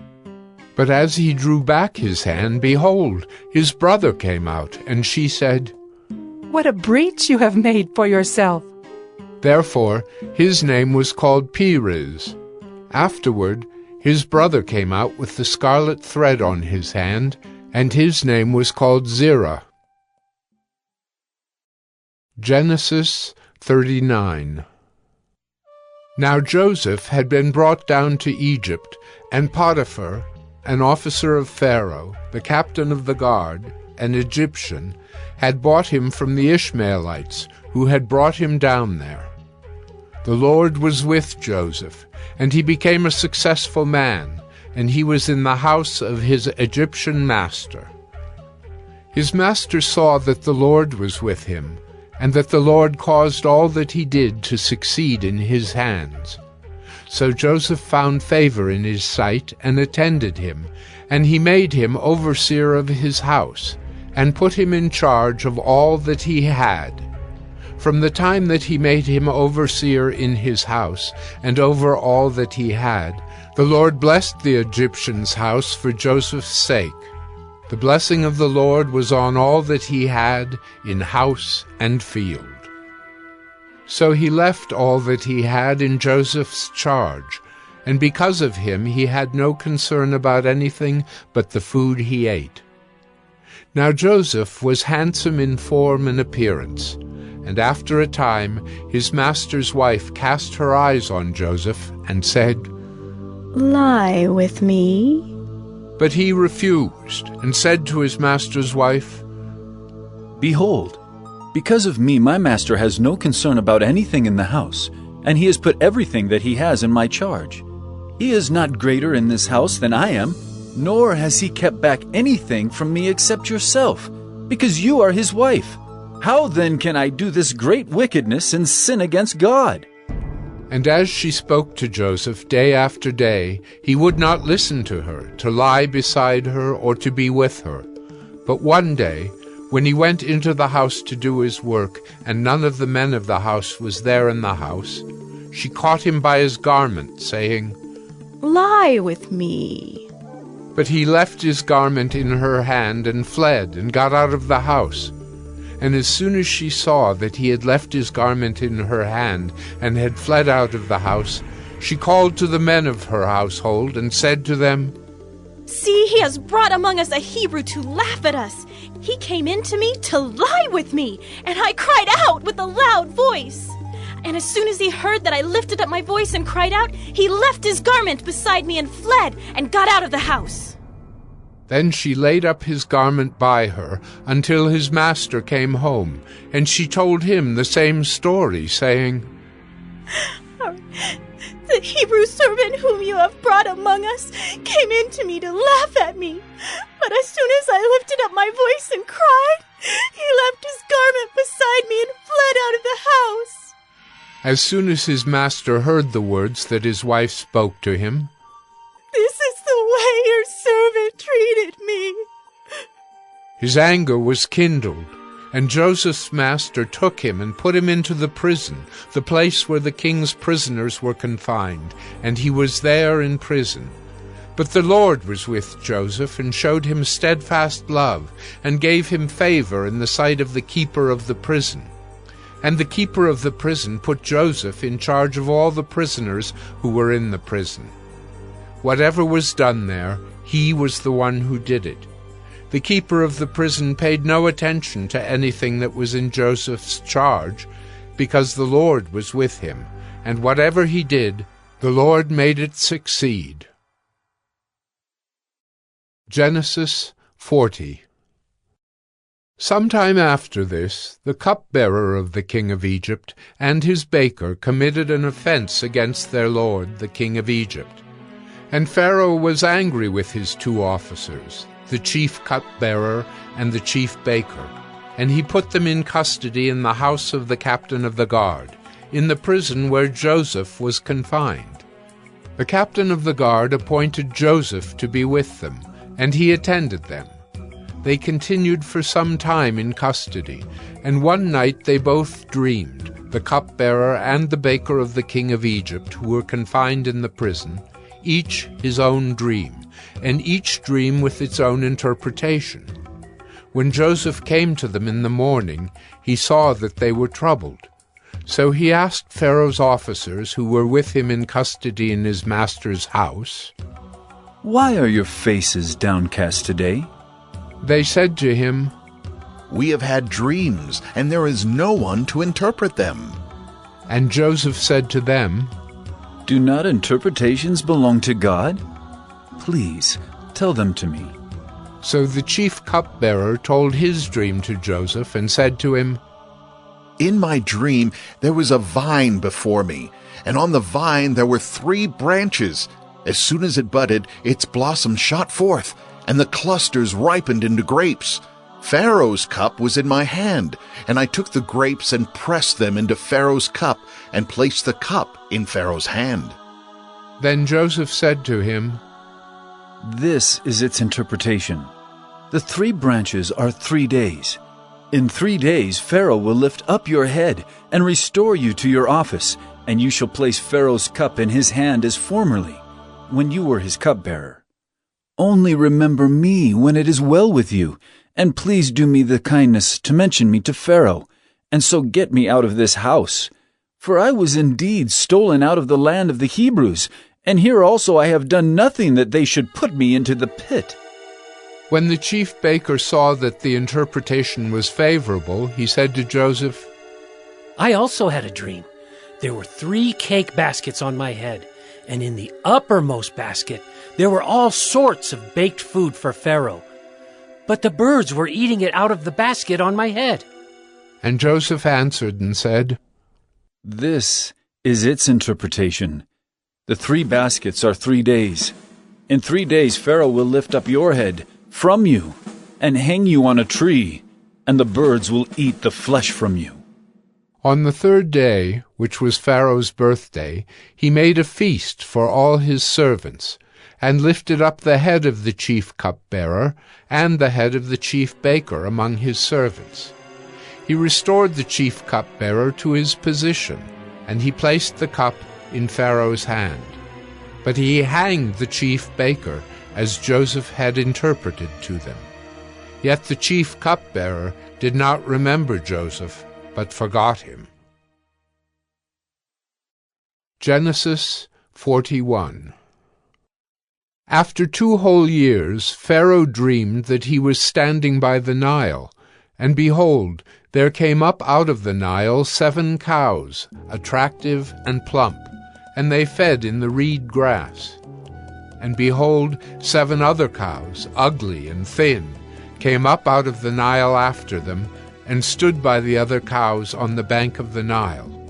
And the ugly thin cows ate up the 7 attractive plump cows. And Pharaoh awoke.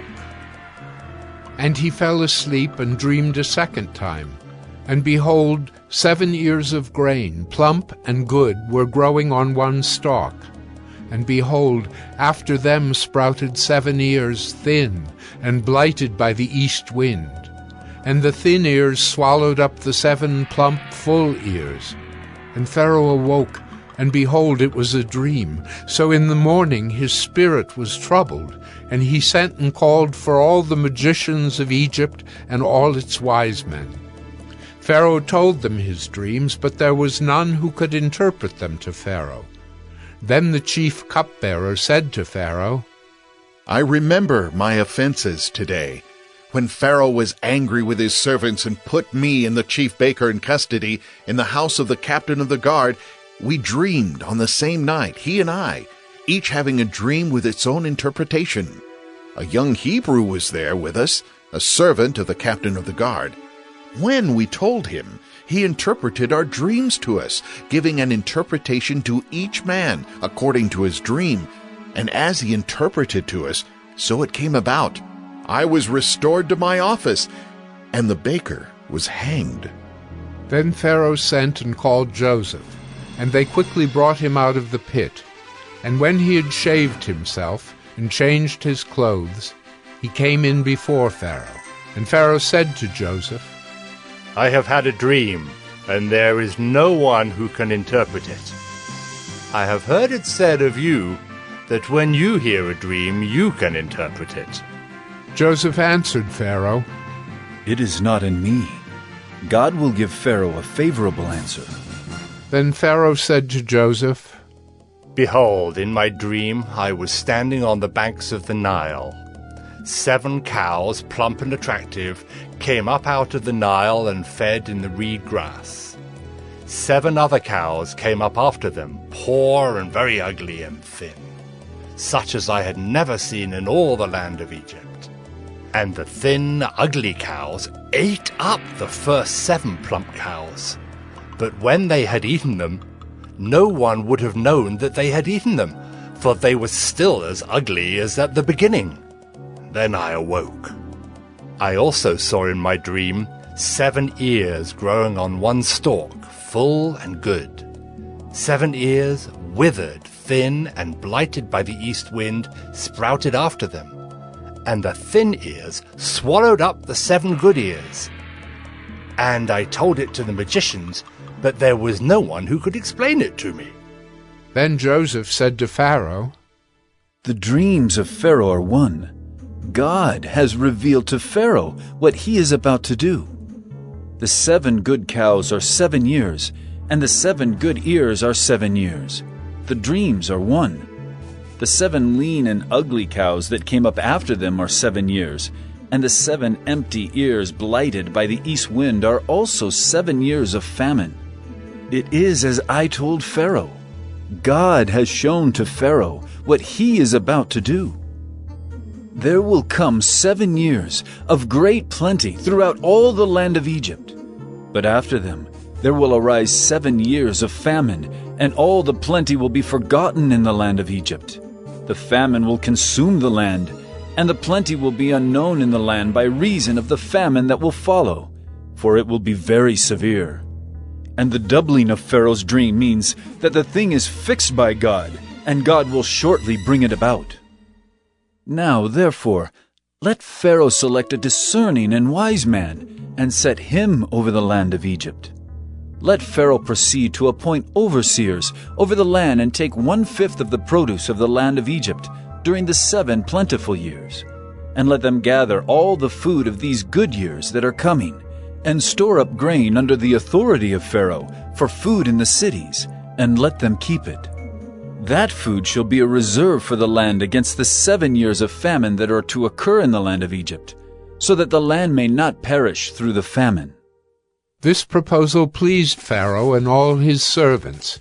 And Pharaoh said to his servants, "Can we find a man like this, in whom is the Spirit of God?" Then Pharaoh said to Joseph, "Since God has shown you all this, there is none so discerning and wise as you are. You shall be over my house, and all my people shall order themselves as you command. Only as regards the throne will I be greater than you." And Pharaoh said to Joseph, "See, I have set you over all the land of Egypt." Then Pharaoh took his signet ring from his hand and put it on Joseph's hand, and clothed him in garments of fine linen, and put a gold chain about his neck. And he made him ride in his 2nd chariot, and they called out before him, "Bow the knee!" Thus he set him over all the land of Egypt. Moreover, Pharaoh said to Joseph, "I am Pharaoh, and without your consent no one shall lift up hand or foot in all the land of Egypt." And Pharaoh called Joseph's name Zaphenath-Paneah, and he gave him in marriage Asenath, the daughter of Potiphera, priest of On. So Joseph went out over the land of Egypt. Joseph was 30 years old when he entered the service of Pharaoh, king of Egypt. And Joseph went out from the presence of Pharaoh and went through all the land of Egypt. During the 7 plentiful years the earth produced abundantly, and he gathered up all the food of these 7 years, which occurred in the land of Egypt, and put the food in the cities. He put in every city the food from the fields around it. And Joseph stored up grain in great abundance, like the sand of the sea, until he ceased to measure it, for it could not be measured. Before the year of famine came, 2 sons were born to Joseph. Asenath, the daughter of Potipherah, priest of On, bore them to him. Joseph called the name of the firstborn Manasseh. "For," he said, "God has made me forget all my hardship and all my father's house." The name of the second he called Ephraim. "For God has made me fruitful in the land of my affliction." The 7 years of plenty that occurred in the land of Egypt came to an end, and the 7 years of famine began to come, as Joseph had said. There was famine in all lands, but in all the land of Egypt there was bread. When all the land of Egypt was famished, the people cried to Pharaoh for bread.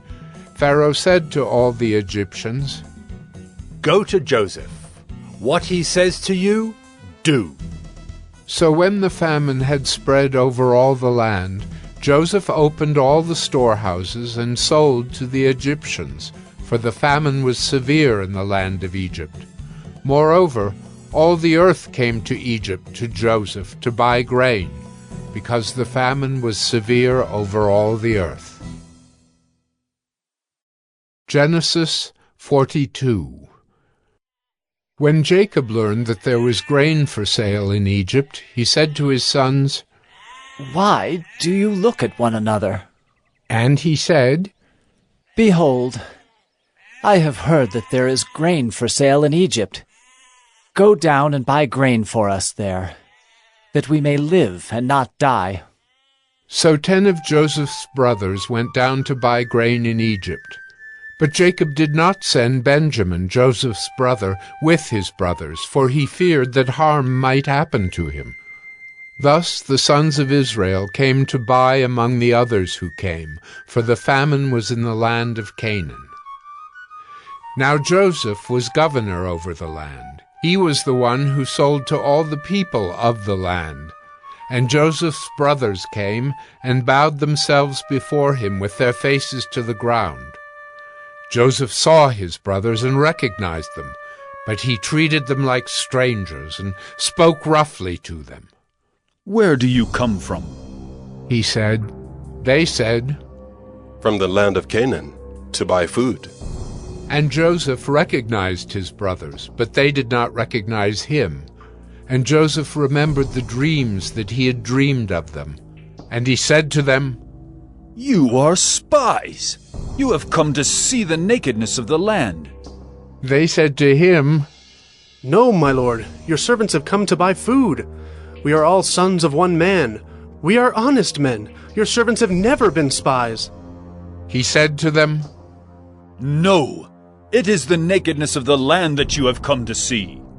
And they said, "We, your servants, are 12 brothers, the sons of one man in the land of Canaan. And behold, the youngest is this day with our father, and one is no more." But Joseph said to them, "It is as I said to you.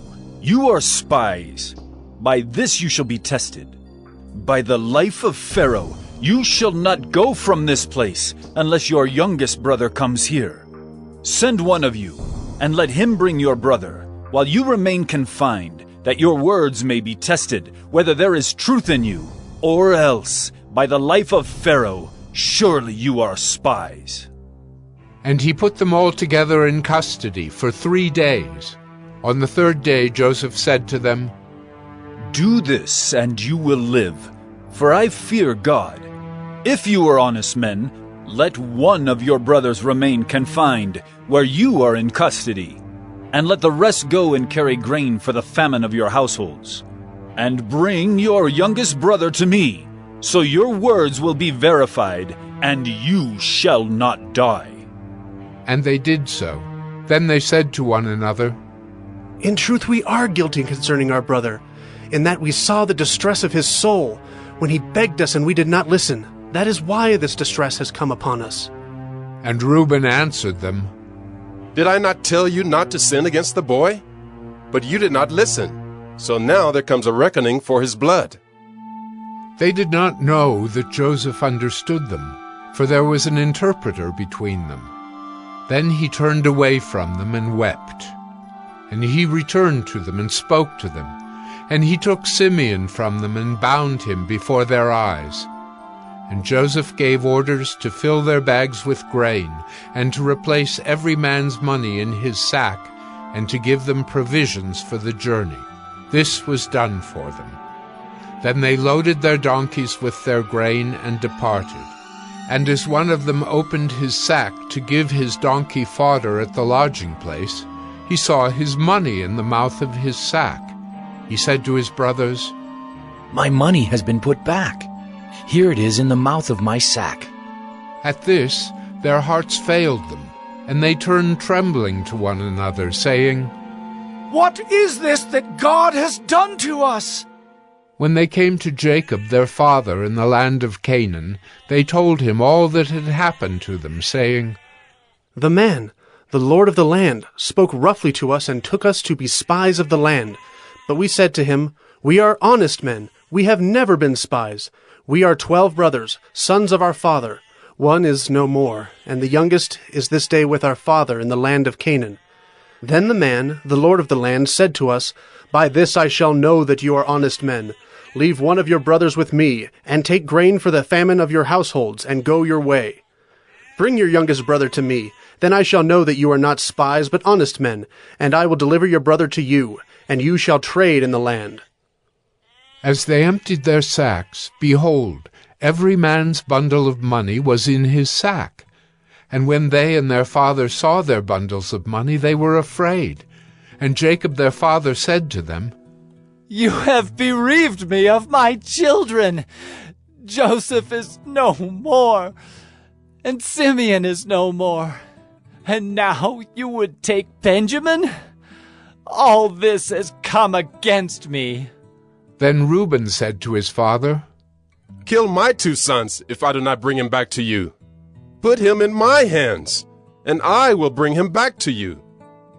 But he said, My son shall not go down with you, for his brother is dead, and he is the only one left. If harm should happen to him on the journey that you are to make, you would bring down my gray hairs with sorrow to Sheol. Genesis 43. Now the famine was severe in the land, and when they had eaten the grain that they had brought from Egypt, their father said to them, Go again, buy us a little food. But Judah said to him, The man solemnly warned us, saying, You shall not see my face unless your brother is with you. If you will send our brother with us, we will go down and buy you food. But if you will not send him, we will not go down. For the man said to us, You shall not see my face unless your brother is with you. Israel said, Why did you treat me so badly as to tell the man that you had another brother? They replied, The man questioned us carefully about ourselves and our kindred, saying, Is your father still alive? Do you have another brother? What we told him was in answer to these questions. Could we in any way know that he would say, Bring your brother down? And Judah said to Israel his father, Send the boy with me, and we will arise and go, that we may live and not die, both we and you, and also our little ones. I will be a pledge of his safety. From my hand you shall require him. If I do not bring him back to you and set him before you, then let me bear the blame forever. If we had not delayed, we would now have returned twice. Then their father Israel said to them, If it must be so, then do this. Take some of the choice fruits of the land in your bags, and carry a present down to the man. A little balm and a little honey, gum, myrrh, pistachio nuts, and almonds. Take double the money with you. Carry back with you the money that was returned in the mouth of your sacks. Perhaps it was an oversight. Take also your brother, and arise, go again to the man. May God Almighty grant you mercy before the man, and may he send back your other brother and Benjamin. And as for me, if I am bereaved of my children, I am bereaved.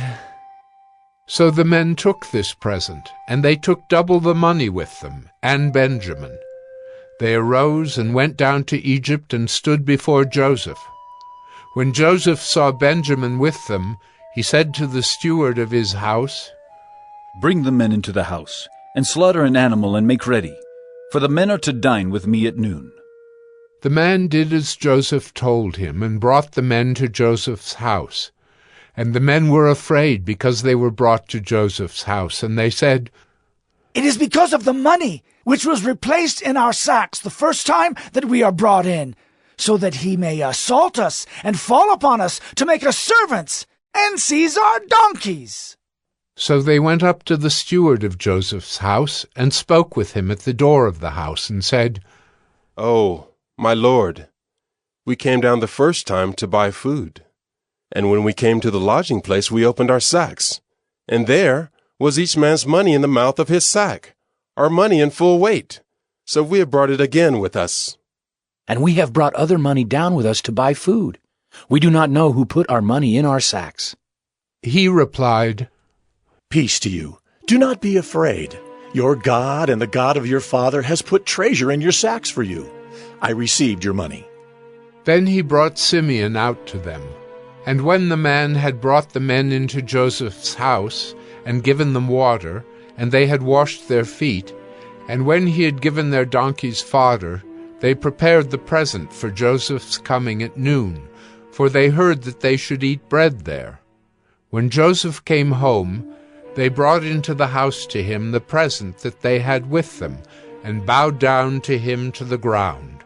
And he inquired about their welfare, and said, "Is your father well, the old man of whom you spoke? Is he still alive?" They said, "Your servant, our father, is well. He is still alive." And they bowed their heads and prostrated themselves. And he lifted up his eyes and saw his brother Benjamin, his mother's son, and said, "Is this your youngest brother, of whom you spoke to me? God be gracious to you, my son."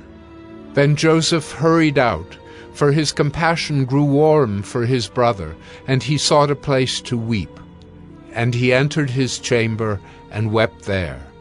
Then he washed his face and came out, and controlling himself, he said, "Serve the food."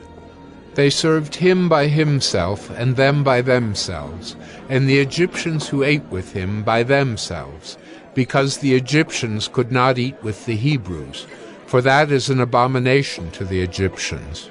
And they sat before him, the firstborn according to his birthright, and the youngest according to his youth. And the men looked at one another in amazement. Portions were taken to them from Joseph's table, but Benjamin's portion was 5 times as much as any of theirs. And they drank and were merry with him. Genesis 44.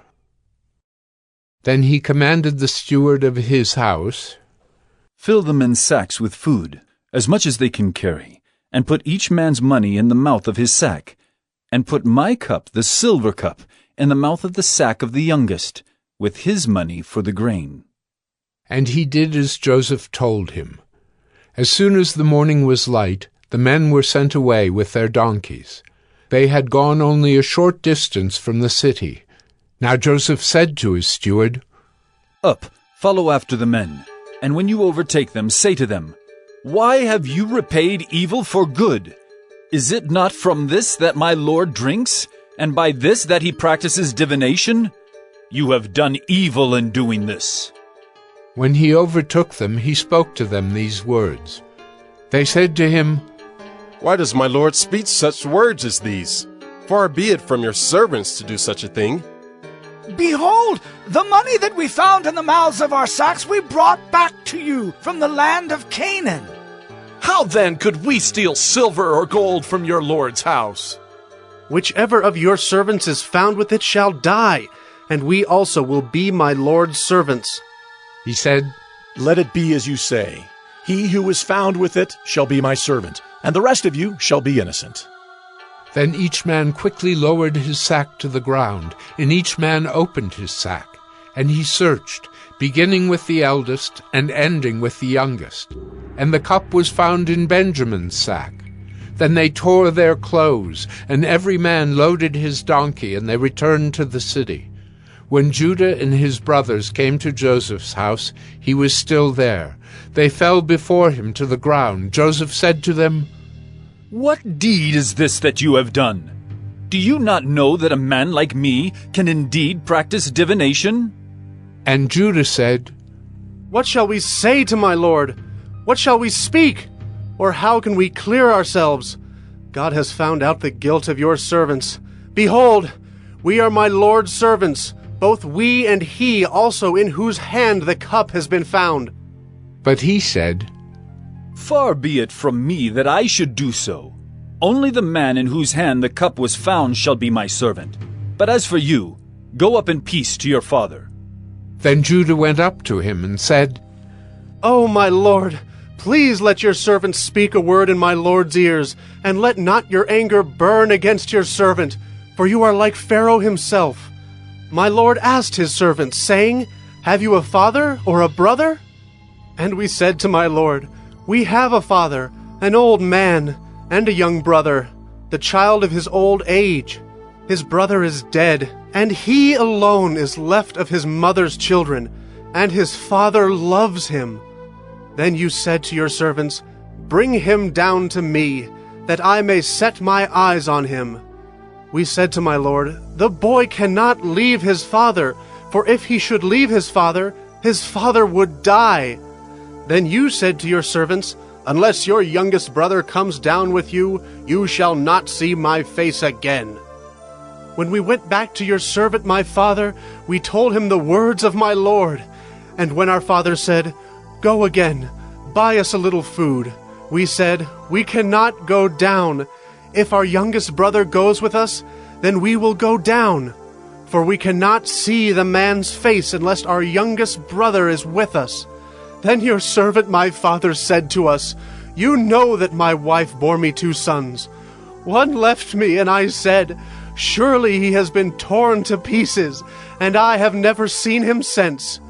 If you take this one also from me, and harm happens to him, you will bring down my gray hairs in evil to Sheol. Now therefore, as soon as I come to your servant my father, and the boy is not with us, then as his life is bound up in the boy's life, as soon as he sees that the boy is not with us, he will die, and your servants will bring down the gray hairs of your servant our father with sorrow to Sheol. For your servant became a pledge of safety for the boy to my father, saying, If I do not bring him back to you, then I shall bear the blame before my father all my life. Now therefore, please let your servant remain instead of the boy as a servant to my lord, and let the boy go back with his brothers. For how can I go back to my father if the boy is not with me? I fear to see the evil that would find my father. Genesis 45. Then Joseph could not control himself before all those who stood by him. He cried, Make everyone go out from me. So no one stayed with him when Joseph made himself known to his brothers. And he wept aloud, so that the Egyptians heard it, and the household of Pharaoh heard it. And Joseph said to his brothers, I am Joseph. Is my father still alive? But his brothers could not answer him, for they were dismayed at his presence. So Joseph said to his brothers, come near to me, please. And they came near, and he said, I am your brother, Joseph, whom you sold into Egypt. And now, do not be distressed or angry with yourselves, because you sold me here. For God sent me before you to preserve life. For the famine has been in the land these 2 years, and there are yet 5 years in which there will be neither plowing nor harvest. And God sent me before you to preserve for you a remnant on earth, and to keep alive for you many survivors. So it was not you who sent me here, but God. He has made me a father to Pharaoh, and lord of all his house, and ruler over all the land of Egypt. Hurry, and go up to my father and say to him, Thus says your son, Joseph, God has made me lord of all Egypt. Come down to me, do not tarry. You shall dwell in the land of Goshen, and you shall be near me, you and your children and your children's children, and your flocks, your herds, and all that you have. There I will provide for you, for there are yet 5 years of famine to come, so that you and your household and all that you have do not come to poverty. And now your eyes see, and the eyes of my brother Benjamin see, that it is my mouth that speaks to you. You must tell my father of all my honor in Egypt, and of all that you have seen. Hurry, and bring my father down here. Then he fell upon his brother Benjamin's neck and wept, and Benjamin wept upon his neck. And he kissed all his brothers and wept upon them. After that, his brothers talked with him. When the report was heard in Pharaoh's house, Joseph's brothers have come. It pleased Pharaoh and his servants, and Pharaoh said to Joseph, Say to your brothers, Do this. Load your beasts and go back to the land of Canaan, and take your father and your households, and come to me, and I will give you the best of the land of Egypt, and you shall eat the fat of the land. And you, Joseph, are commanded to say, Do this. Take wagons from the land of Egypt, for your little ones and for your wives, and bring your father and come. Have no concern for your goods, for the best of all the land of Egypt is yours. The sons of Israel did so, and Joseph gave them wagons according to the command of Pharaoh, and gave them provisions for the journey. To each and all of them he gave a change of clothes. But to Benjamin he gave 300 shekels of silver and 5 changes of clothes. To his father he sent as follows: 10 donkeys loaded with the good things of Egypt, and 10 female donkeys loaded with grain, bread, and provision for his father on the journey. Then he sent his brothers away, and as they departed he said to them, Do not quarrel on the way. So they went up out of Egypt and came to the land of Canaan, to their father Jacob. And they told him, Joseph is still alive, and he is ruler over all the land of Egypt. And his heart became numb, for he did not believe them.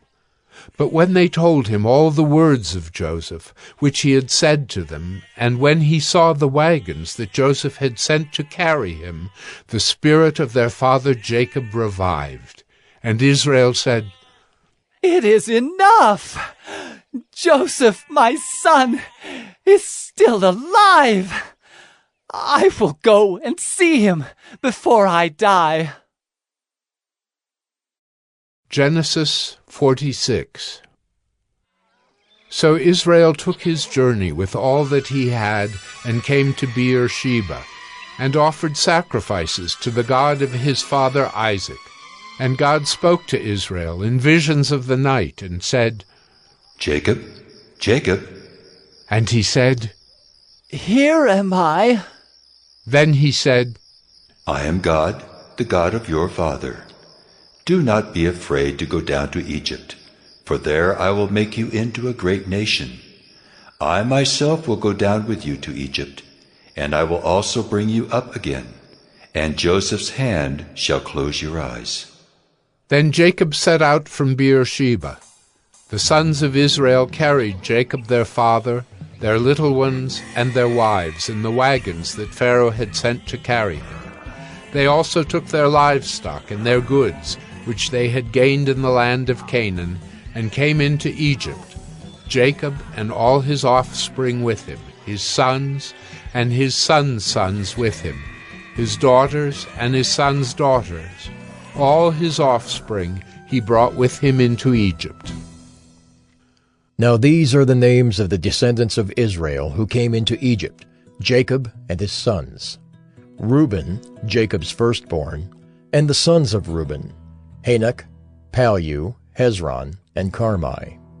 The sons of Simeon, Jemuel, Jamin, Ohad, Jachin, Zohar, and Shaul, the son of a Canaanite woman. The sons of Levi, Gershon, Kohath, and Merari. The sons of Judah, Onan, Shelah, Perez, and Zerah. But and Onan died in the land of Canaan. And the sons of Perez were Hezron and Hamel. The sons of Issachar, Tola, Puvah, Job, and Shimron. The sons of Zebulun, Sered, Elon, and Jaleel. These are the sons of Leah, whom she bore to Jacob in Paddan Aram, together with his daughter Dinah. Altogether his sons and his daughters numbered 33. The sons of Gad, Ziphion, Hagi, Shunai, Esbon, Eri, Eridai, and Areli. The sons of Asher, Imnah, Ishva, Ishvi, Beriah, with Sirah their sister. And the sons of Beriah, Heber, and Malchiel. These are the sons of Zilpah, whom Laban gave to Leah his daughter, and these she bore to Jacob, 16 persons. The sons of Rachel, Jacob's wife, Joseph, and Benjamin. And to Joseph in the land of Egypt were born Manasseh and Ephraim, whom Asenath, the daughter of Potipherah, the priest of On, bore to him. And the sons of Benjamin, Bela, Becher, Ashbel, Gera, Naaman, Ehi, Rosh, Muppim, Huppim, and Ard. These are the sons of Rachel, who were born to Jacob, 14 persons in all. The sons of Dan, Hushim. The sons of Naphtali, Jaziel, Gunai, Jezer, and Shillem. These are the sons of Bilhah, whom Laban gave to Rachel his daughter, and these she bore to Jacob, 7 persons in all. All the persons belonging to Jacob who came into Egypt, who were his own descendants, not including Jacob's sons' wives, were 66 persons in all. And the sons of Joseph, who were born to him in Egypt, were 2.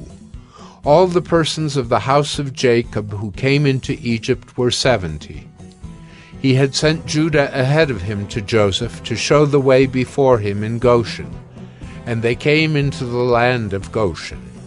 Then Joseph prepared his chariot and went up to meet Israel his father in Goshen. He presented himself to him and fell on his neck and wept on his neck a good while. Israel said to Joseph, "Now let me die, since I have seen your face and know that you are still alive." Joseph said to his brothers and to his father's household, I will go up and tell Pharaoh and will say to him, My brothers and my father's household who were in the land of Canaan have come to me, and the men are shepherds, for they have been keepers of livestock, and they have brought their flocks and their herds and all that they have. When Pharaoh calls you and says, What is your occupation? You shall say, Your servants have been keepers of livestock from our youth, even until now, both we and our fathers, in order that you may dwell in the land of Goshen. For every shepherd is an abomination to the Egyptians. Genesis 47. So Joseph went in and told Pharaoh, My father and my brothers, with their flocks and herds, and all that they possess, have come from the land of Canaan. They are now in the land of Goshen. And from among his brothers he took 5 men, and presented them to Pharaoh. Pharaoh said to his brothers, "What is your occupation?" And they said to Pharaoh, "Your servants are shepherds, as our fathers were." They said to Pharaoh, "We have come to sojourn in the land, for there is no pasture for your servants' flocks, for the famine is severe in the land of Canaan." And now, please let your servants dwell in the land of Goshen. Then Pharaoh said to Joseph, "Your father and your brothers have come to you. The land of Egypt is before you. Settle your father and your brothers in the best of the land. Let them settle in the land of Goshen, and if you know any able men among them, put them in charge of my livestock." Then Joseph brought in Jacob his father, and stood him before Pharaoh. And Jacob blessed Pharaoh. And Pharaoh said to Jacob, "How many are the days of the years of your life?" And Jacob said to Pharaoh, "The days of the years of my sojourning are 130 years. Few and evil have been the days of the years of my life, and they have not attained to the days of the years of the life of my fathers, in the days of their sojourning." And Jacob blessed Pharaoh, and went out from the presence of Pharaoh. Then Joseph settled his father and his brothers, and gave them a possession in the land of Egypt, in the best of the land, in the land of Ramesses, as Pharaoh had commanded. And Joseph provided his father, his brothers, and all his father's household with food, according to the number of their dependents. Now there was no food in all the land, for the famine was very severe, so that the land of Egypt and the land of Canaan languished by reason of the famine. And Joseph gathered up all the money that was found in the land of Egypt and in the land of Canaan, in exchange for the grain that they bought. And Joseph brought the money into Pharaoh's house. And when the money was all spent in the land of Egypt and in the land of Canaan, all the Egyptians came to Joseph and said, "Give us food. Why should we die before your eyes? For our money is gone."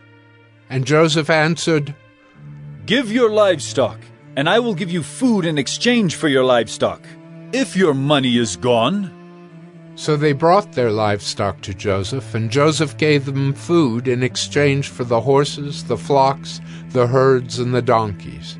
He supplied them with food in exchange for all their livestock that year. And when that year was ended, they came to him the following year and said to him, "We will not hide from my lord that our money is all spent. The herds of livestock are my lord's. There is nothing left in the sight of my lord but our bodies and our land." Why should we die before your eyes, both we and our land? Buy us and our land for food, and we with our land will be servants to Pharaoh, and give us seed that we may live and not die, and that the land may not be desolate.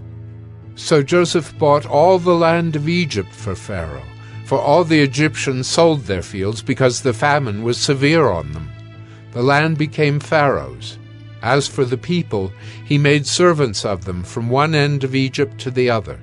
Only the land of the priests he did not buy, for the priests had a fixed allowance from Pharaoh and lived on the allowance that Pharaoh gave them. Therefore they did not sell their land. Then Joseph said to the people, "Behold, I have this day bought you and your land for Pharaoh. Now here is seed for you, and you shall sow the land. And at the harvests you shall give 1/5 to Pharaoh, and 4/5 shall be your own, as seed for the field, and as food for yourselves and your households, and as food for your little ones." And they said, "You have saved our lives. May it please my lord, we will be servants to Pharaoh." So Joseph made it a statute concerning the land of Egypt, and it stands to this day, that Pharaoh should have the 5th. The land of the priests alone did not become Pharaoh's. Thus Israel settled in the land of Egypt, in the land of Goshen. And they gained possessions in it, and were fruitful and multiplied greatly. And Jacob lived in the land of Egypt 17 years. So the days of Jacob, the years of his life, were 147 years. And when the time drew near that Israel must die, he called his son Joseph and said to him, If now I have found favor in your sight, put your hand under my thigh and promise to deal kindly and truly with me. Do not bury me in Egypt, but let me lie with my fathers. Carry me out of Egypt, and bury me in their burying place. He answered, I will do as you have said. And he said, Swear to me. And he swore to him.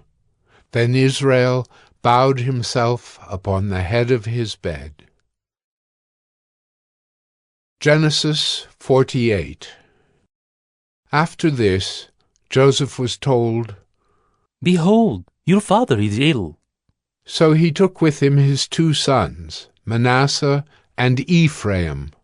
And it was told to Jacob, Your son Joseph has come to you. Then Israel summoned his strength and sat up in bed.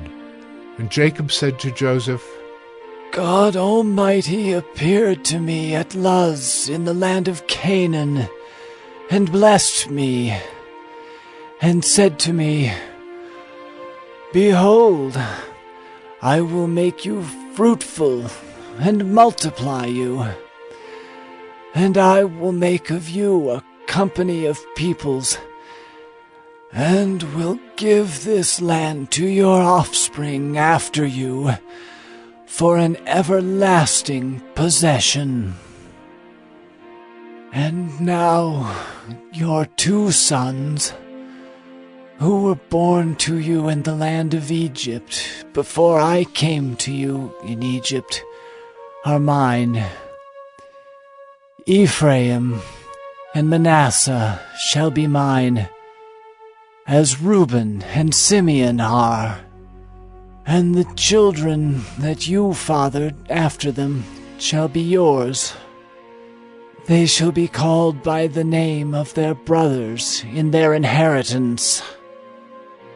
As for me, when I came from Paddan, to my sorrow, Rachel died in the land of Canaan on the way, when there was still some distance to go to Ephrath, and I buried her there on the way to Ephrath. That is Bethlehem. When Israel saw Joseph's sons, he said, Who are these? Joseph said to his father, They are my sons, whom God has given me here. And he said, Bring them to me, please, that I may bless them. Now the eyes of Israel were dim with age, so that he could not see. So Joseph brought them near him, and he kissed them and embraced them. And Israel said to Joseph, I never expected to see your face. And behold, God has let me see your offspring also. Then Joseph removed them from his knees, and he bowed himself with his face to the earth. And Joseph took them both, Ephraim in his right hand toward Israel's left hand, and Manasseh in his left hand toward Israel's right hand, and brought them near him. And Israel stretched out his right hand and laid it on the head of Ephraim, who was the younger, and his left hand on the head of Manasseh, crossing his hands, for Manasseh was the firstborn. And he blessed Joseph and said, The God before whom my fathers Abraham and Isaac walked, the God who has been my shepherd all my life long to this day, the angel who has redeemed me from all evil, bless the boys, and in them let my name be carried on, and the name of my fathers Abraham and Isaac, and let them grow into a multitude in the midst of the earth." When Joseph saw that his father laid his right hand on the head of Ephraim, it displeased him, and he took his father's hand to move it from Ephraim's head to Manasseh's head. And Joseph said to his father, "Not this way, my father, since this one is the firstborn. Put your right hand on his head." But his father refused and said, "I know, my son, I know. He also shall become a people, and he also shall be great. Nevertheless, his younger brother shall be greater than he, and his offspring shall become a multitude of nations." So he blessed them that day, saying, "By you, Israel, will pronounce blessings, saying, God, make you as Ephraim and as Manasseh." Thus he put Ephraim before Manasseh. Then Israel said to Joseph, "Behold, I am about to die, but God will be with you, and will bring you again to the land of your fathers. Moreover, I have given to you rather than to your brothers one mountain slope that I took from the hand of the Amorites with my sword and with my bow." Genesis 49. Then Jacob called his sons and said, "Gather yourselves together, that I may tell you what shall happen to you in days to come. Assemble and listen, O sons of Jacob. Listen to Israel, your father. Reuben, you are my firstborn, my might, and the firstfruits of my strength, preeminent in dignity and preeminent in power. Unstable as water, you shall not have preeminence, because you went up to your father's bed.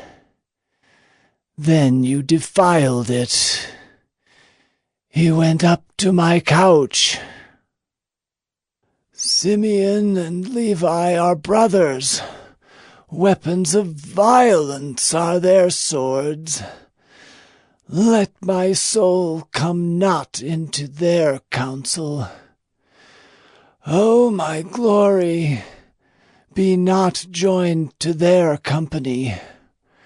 For in their anger they killed men, and in their willfulness they hamstrung oxen. Cursed be their anger, for it is fierce, and their wrath, for it is cruel.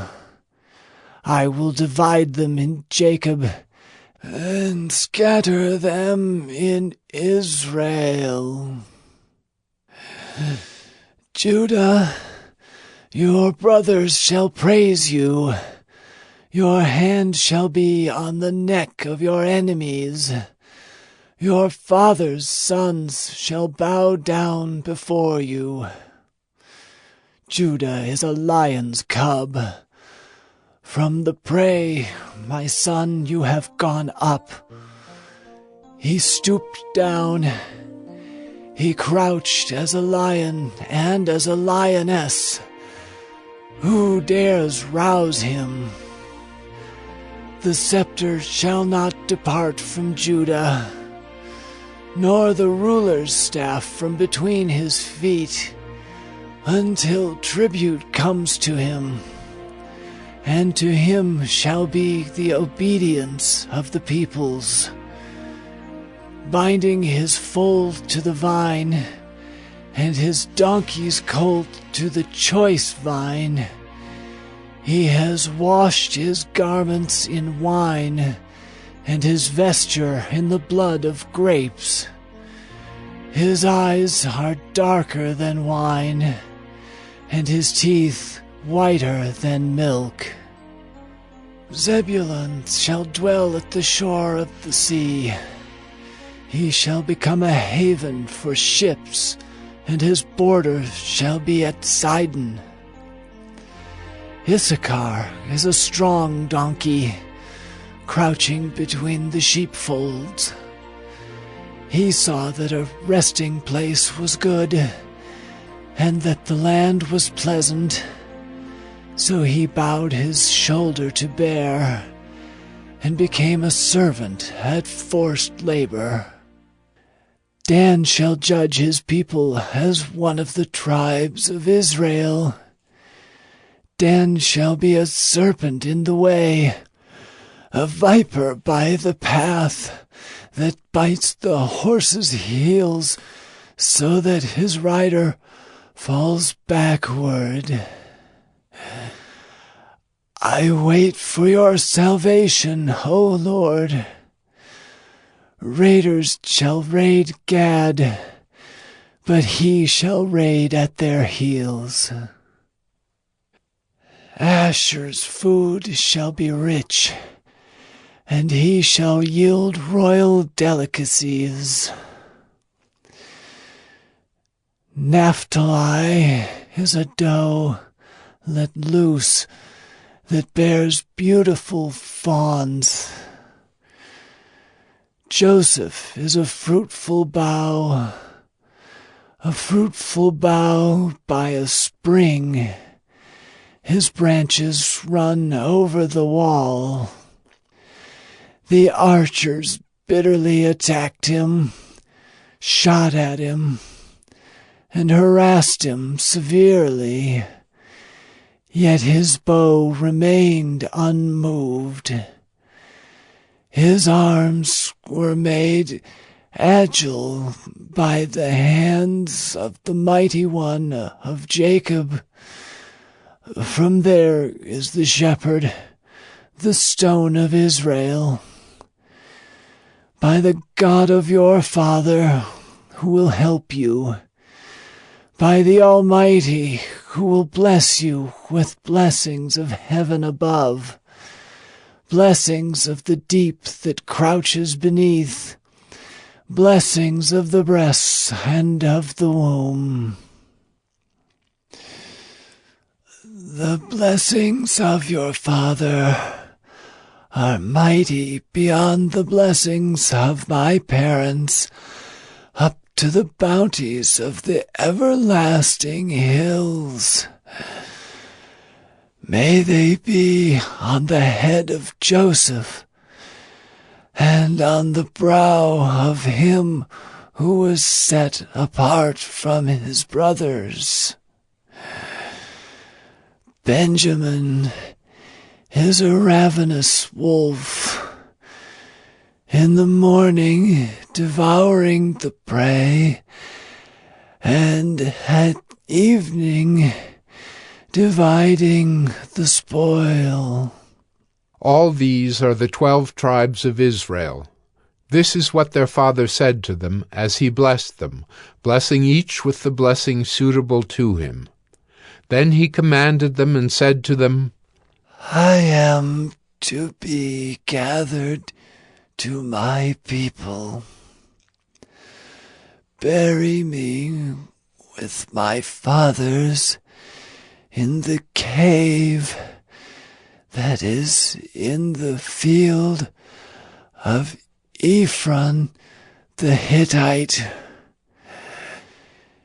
in the cave that is in the field at Machpelah, to the east of Mamre, in the land of Canaan, which Abraham bought with the field from Ephron the Hittite, to possess as a burying place. There they buried Abraham and Sarah his wife. There they buried Isaac and Rebekah his wife. And there I buried Leah. The field and the cave that is in it were bought from the Hittites. When Jacob finished commanding his sons, he drew up his feet into the bed and breathed his last, and was gathered to his people. Genesis 50. Then Joseph fell on his father's face and wept over him and kissed him. And Joseph commanded his servants the physicians to embalm his father. So the physicians embalmed Israel. 40 days were required for it, for that is how many are required for embalming. And the Egyptians wept for him 70 days. And when the days of weeping for him were past, Joseph spoke to the household of Pharaoh, saying, If now I have found favor in your eyes, please speak in the ears of Pharaoh, saying, My father made me swear, saying, I am about to die. In my tomb that I hewed out for myself in the land of Canaan, there shall you bury me. Now therefore, let me please go up and bury my father. Then I will return. And Pharaoh answered, Go up and bury your father as he made you swear. So Joseph went up to bury his father. With him went up all the servants of Pharaoh, the elders of his household, and all the elders of the land of Egypt, as well as all the household of Joseph, his brothers, and his father's household. Only their children, their flocks, and their herds were left in the land of Goshen. And there went up with him both chariots and horsemen. It was a very great company. When they came to the threshing floor of Atad, which is beyond the Jordan, they lamented there with a very great and grievous lamentation, and he made a mourning for his father 7 days. When the inhabitants of the land, the Canaanites, saw the mourning on the threshing floor of Atad, they said, This is a grievous mourning by the Egyptians. Therefore the place was named Abel Mizraim. It is beyond the Jordan. Thus his sons did for him as he had commanded them, for his sons carried him to the land of Canaan, and buried him in the cave of the field at Machpelah, to the east of Mamre, which Abraham bought with the field from Ephron the Hittite to possess as a burying place. After he had buried his father, Joseph returned to Egypt with his brothers and all who had gone up with him to bury his father. When Joseph's brothers saw that their father was dead, they said, It may be that Joseph will hate us and pay us back for all the evil that we did to him. So they sent a message to Joseph, saying, Your father gave this command before he died. Say to Joseph, Please forgive the transgression of your brothers and their sin because they did evil to you. And now, please forgive the transgression of the servants of the God of your father.